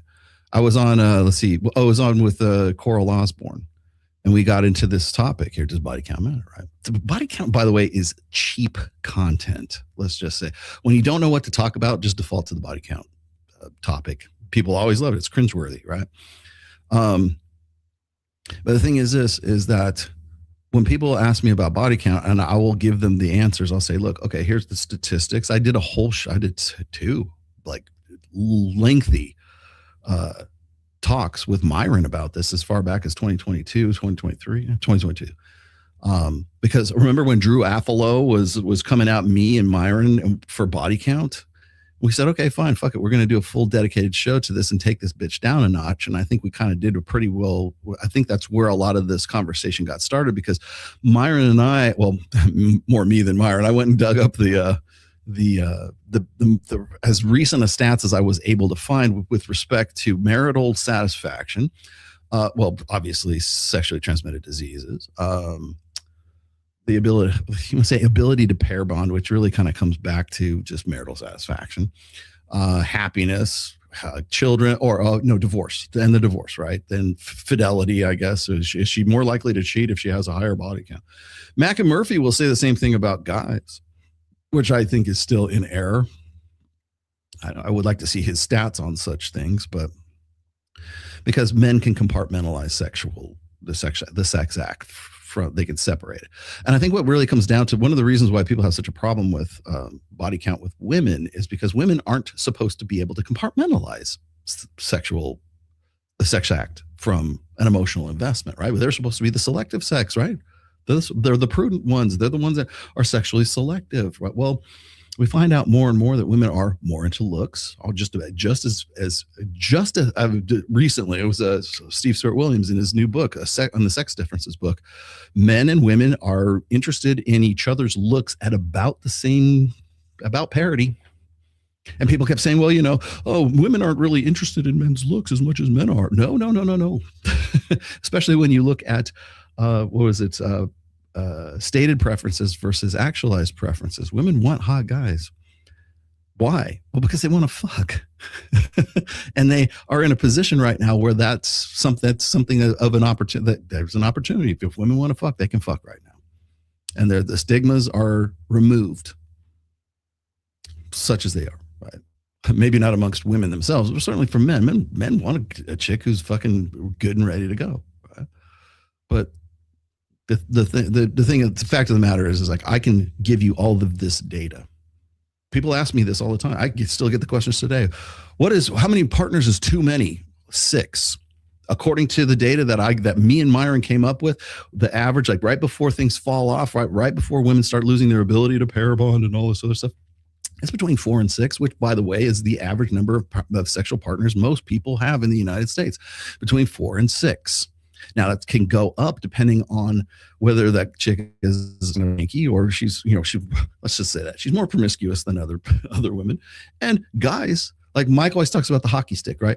It's this average, and then there's a smaller average of guys who have all the sex. Well, guess what? The same kind of thing happens for women as well, right? Maybe not as pronounced as guys, because guys, like a hot guy is as I said before, women will more gladly share a hot, successful alpha than they would be saddled with a faithful beta. And they don't have to accept that anymore. And that's why we keep having these conversations about whether body count is important or not. Is body count important? Well, it depends on what are we measuring that body count against? Marital satisfaction? Yeah, it's important. Let's see, sexual opportunity and experience? I don't know, maybe. Let's see, sexually transmitted diseases? Yeah, very important. Let's see, divorce rates. Depends on how many she's had, right? I can I'm going to be brutally honest with you, since tomorrow is my wedding anniversary. I can tell you for a fact that my wife I'm going to estimate, because this is what I know. I know my wife has had at least 5 other guys before me, right? And okay, so everybody goes, oh, so double it, so 10. Okay, even still, right? Okay, I've had my body count is public knowledge, 41. Okay, she's number 41. 41. And then, of course, I have, unless you count like blowjobs, I don't know if that counts. 41. Okay. So statistically, I should never have made it to be married to be 30 years with my wife. Statistically speaking, I'm an extreme outlier. Right? Now, what's funny is whenever I bring up the fact that my body count is 41, people are always like, oh man, Rollo's a man whore. Or else they're like, those are rookie numbers. You got to get those numbers up. I'm in the quadruple digits, right? Receipts, whatever. I don't care. But by the numbers, I should not be married right now. I should be divorced, or we don't have a pair bond or something else. I have to point this out every time I talk about body count. The thing is that when you're talking about body count, it's not a numbers game. It's an alpha impact game. Now, do those numbers sometimes affect that alpha game? Yeah. If you have a deeper pool, if you've got a deeper backfield, yes, of course. But as I said, and I'll bring this up once again, would you rather get with a girl who has a 20 body count? You're number 21, right?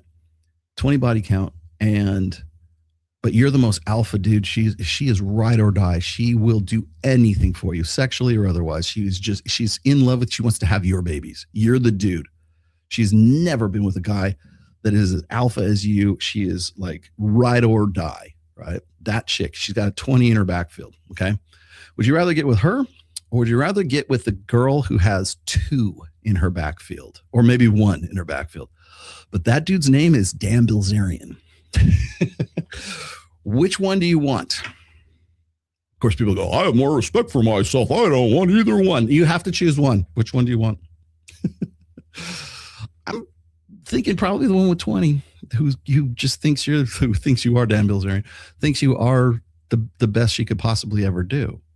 You see, that's the point, is it's not a numbers game. It's an alpha impact game. Now, if a woman has a lot in her backfield, odds are 1 or 2 or 3 of those guys are probably going to be the guy that she pines for. She's an alpha widow for. And then you have another set of problems. But the illustration that I make with the Dan Bilzerian, conundrum is that it's not about numbers so much as it is about alpha impact. I don't get to tell you that if I'm just giving you raw data. So like when I was talking to, as I said, I was talking to Coral Osborne, and she was saying, does body count matter? I'm like, well, matter about what? Like you have to do, like, by what metric? So when people ask me, like when they ask me what the data is, don't you think body count matters? What's the data on that? What's too many? 6. Statistically speaking, anything past 6 and you're running a risk, right? That's just what the numbers say. That's not what Rollo Tomasi says. You're not arguing with me. You're arguing with the numbers and the stats, right? And I'll tell you what those stats are. But if you're going to ask me personally off camera or something, I don't care. I don't care. Like, chick has 100 body count. I'm like, once you get past 50 years old, are you DTF? do you want to fuck, and can you keep your mouth shut? Like, that's pretty much it.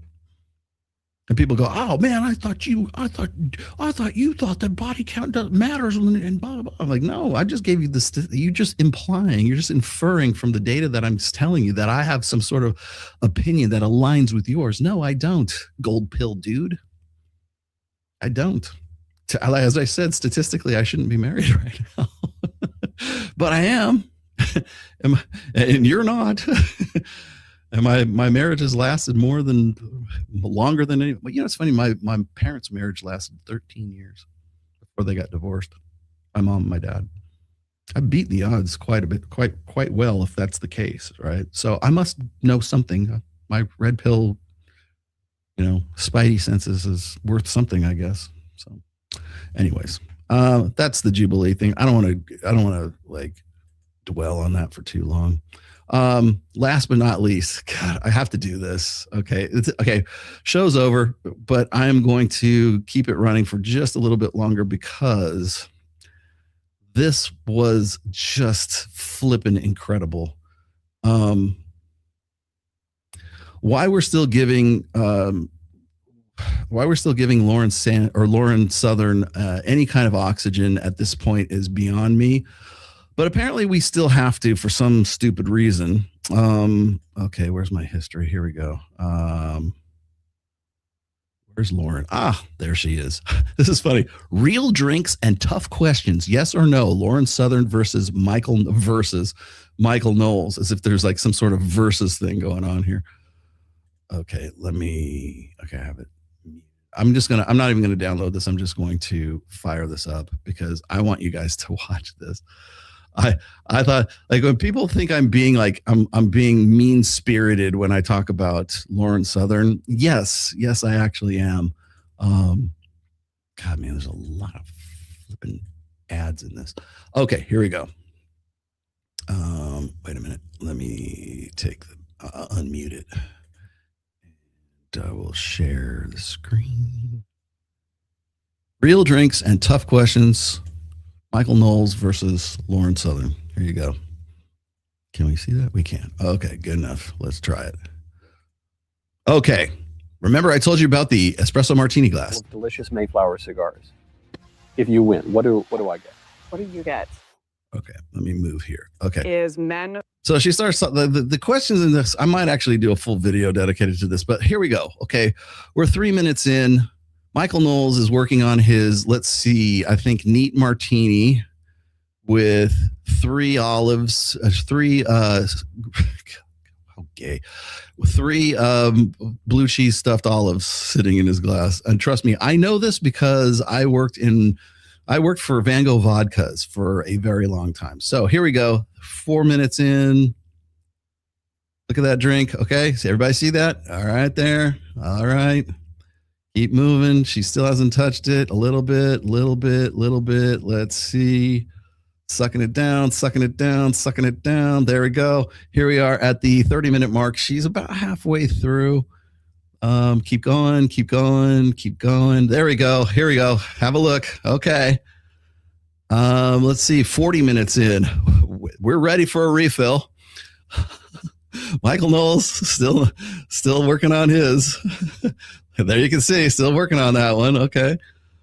Oh, wait a minute. Did we get a refill? We got a refill. There's the refill right there. Okay, so at the 40 minute mark, we're at a refill. Okay, so she's already at a refill. There she is, sucking this down. They brought, hey, bring her another one. Keep going. There. Okay, we're working on it. Where are we at? Let's move a little further. Can we see it? Okay, we're about halfway now. We're at the 1 hour mark. She is down. She is 1.5 martinis in. There we go. As you can see, still there. Oh boy. Okay, she's almost finished with this one. Here we go. And done. 2 of them. Two down by 1 hour and 20. Let me see. Let's go back. Is she okay? No, earlier than that. Hold on. She's got a little bit left here. We're at 116. Can't tell. I can't see from that angle here. Let's see. She looks like she's about half there. She's about halfway at the 111. So by 120, she's down. She's in. She's two espresso martinis deep. Let's see. Has it affected her at all? When they make it all scientific. There's a good book by Paul Kenger, The Devil and Karl Marx. There you go. It's a spiritual biography of Marx. It's crazy. Okay, notice, still working on his. It's sort of undeniable. So okay, let's keep moving on because boy, here we go. But if you look at actual hard power, real power, Israel has made more moves in their favor in real politics than they have since the 7-Day War. Yeah, clobbered Iran. All right. Do you think she's lit? To call myself a Christian on the internet because I don't think it means anything. Have you heard of 4chan, the word girl? What they mean by when they say girl? I don't know the word girl. So back in the day, when people would get in arguments, someone would say, well, I'm a girl, so I have more authority on this opinion about. Okay. You think she's so lit? It's the action. Put a 1 in the chat if you think she's lit right now. The present laughter to utopian bliss. That, to quote Roger Scruton, it's more an inclination than an idea. That it is a desire to conserve. It towards the end of the show and everything's like deeply philosophical. Difficult to do. It's not just this is going to make you happy. You shouldn't have. We've got this massive transgender problem that's breaking up families. I don't disagree that it's something that's kind of crazier and indicative of greater errors. And so, of course, there's all this sort of brokenness. All right. So if you ever wondered whether or not Lauren Southern has a drinking problem, try that one on for size. You like them apples? Yeah. We used to have the saying, when I worked for Van Gogh Vodkas, and I think we were the sales reps. I was the creative guy, right? So I had to do all the promos. I did everything, but people don't realize this. I did everything for Van Gogh Vodkas. All those bottles, those very nice artsy fartsy bottles, like the hand drawn ones. I did that. I drew all of those. Yes, this guy, Rolo. I didn't know you were an artist. Yeah, I am actually. I don't broadcast it too much on this show, but I do have I have 2 degrees. One is in psychology. The other one's a BFA. So yes, that was me.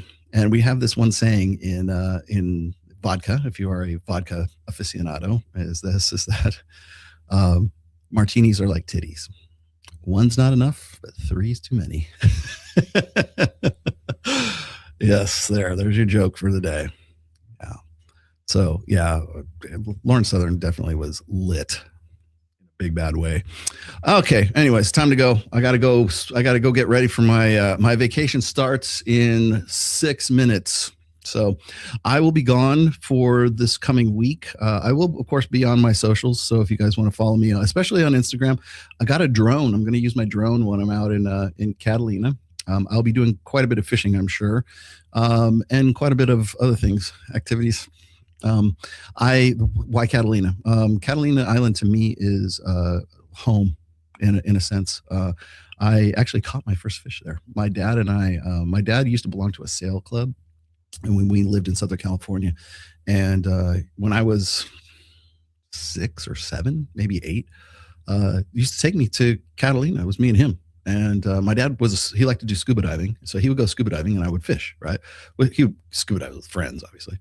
And then when I was there, I caught a sheep's head. That was my first fish that I ever caught, was out of Avalon Bay, and gave me a lifelong love for fishing after that. just of any kind, like deep sea. I fish trout. I fish pretty much. The only place I haven't fished is Alaska. I need to go up there and do some steelhead at some point, or do a salmon run. I'd like to do that at some point. That's on my bucket list. I've caught sailfish. I've caught Goliath grouper before. But anyways, that's neither here nor there.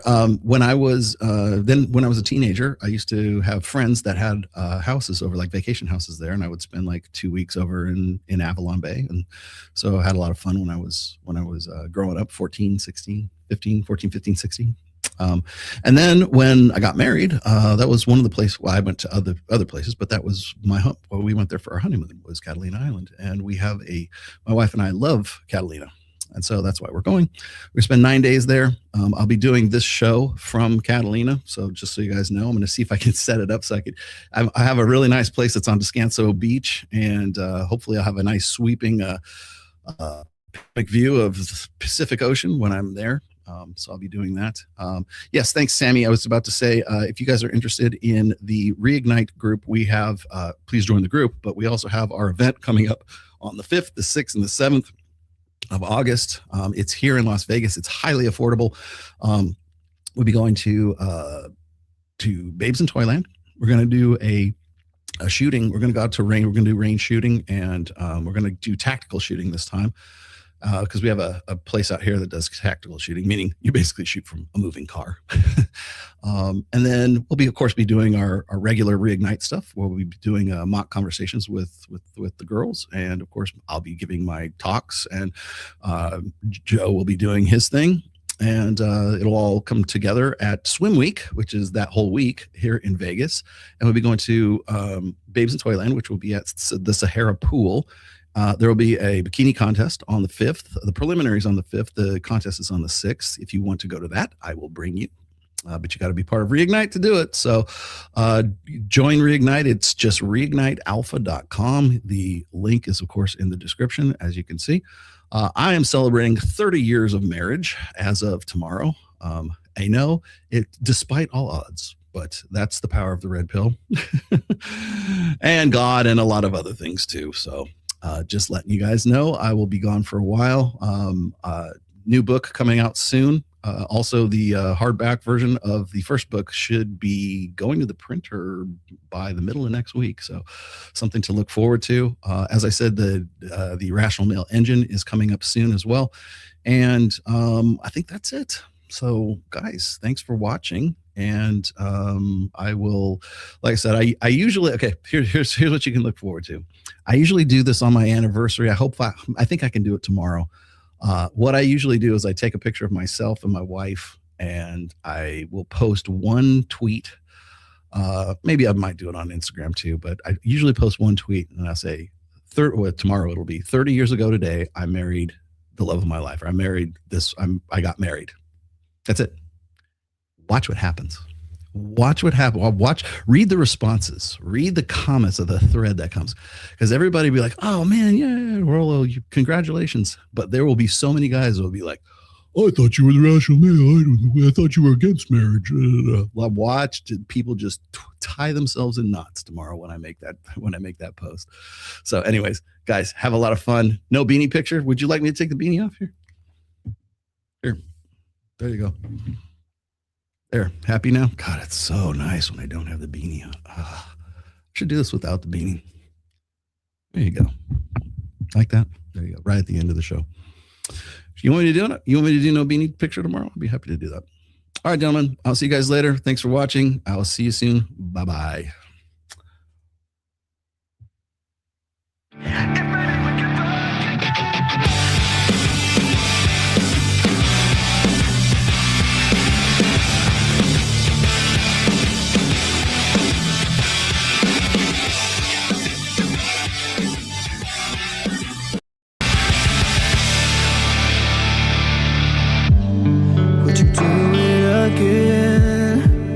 Misogyny. I need to feel you on top of me. It was my first time, but I was just a kid when we met and went to bed. It was my first time. What do we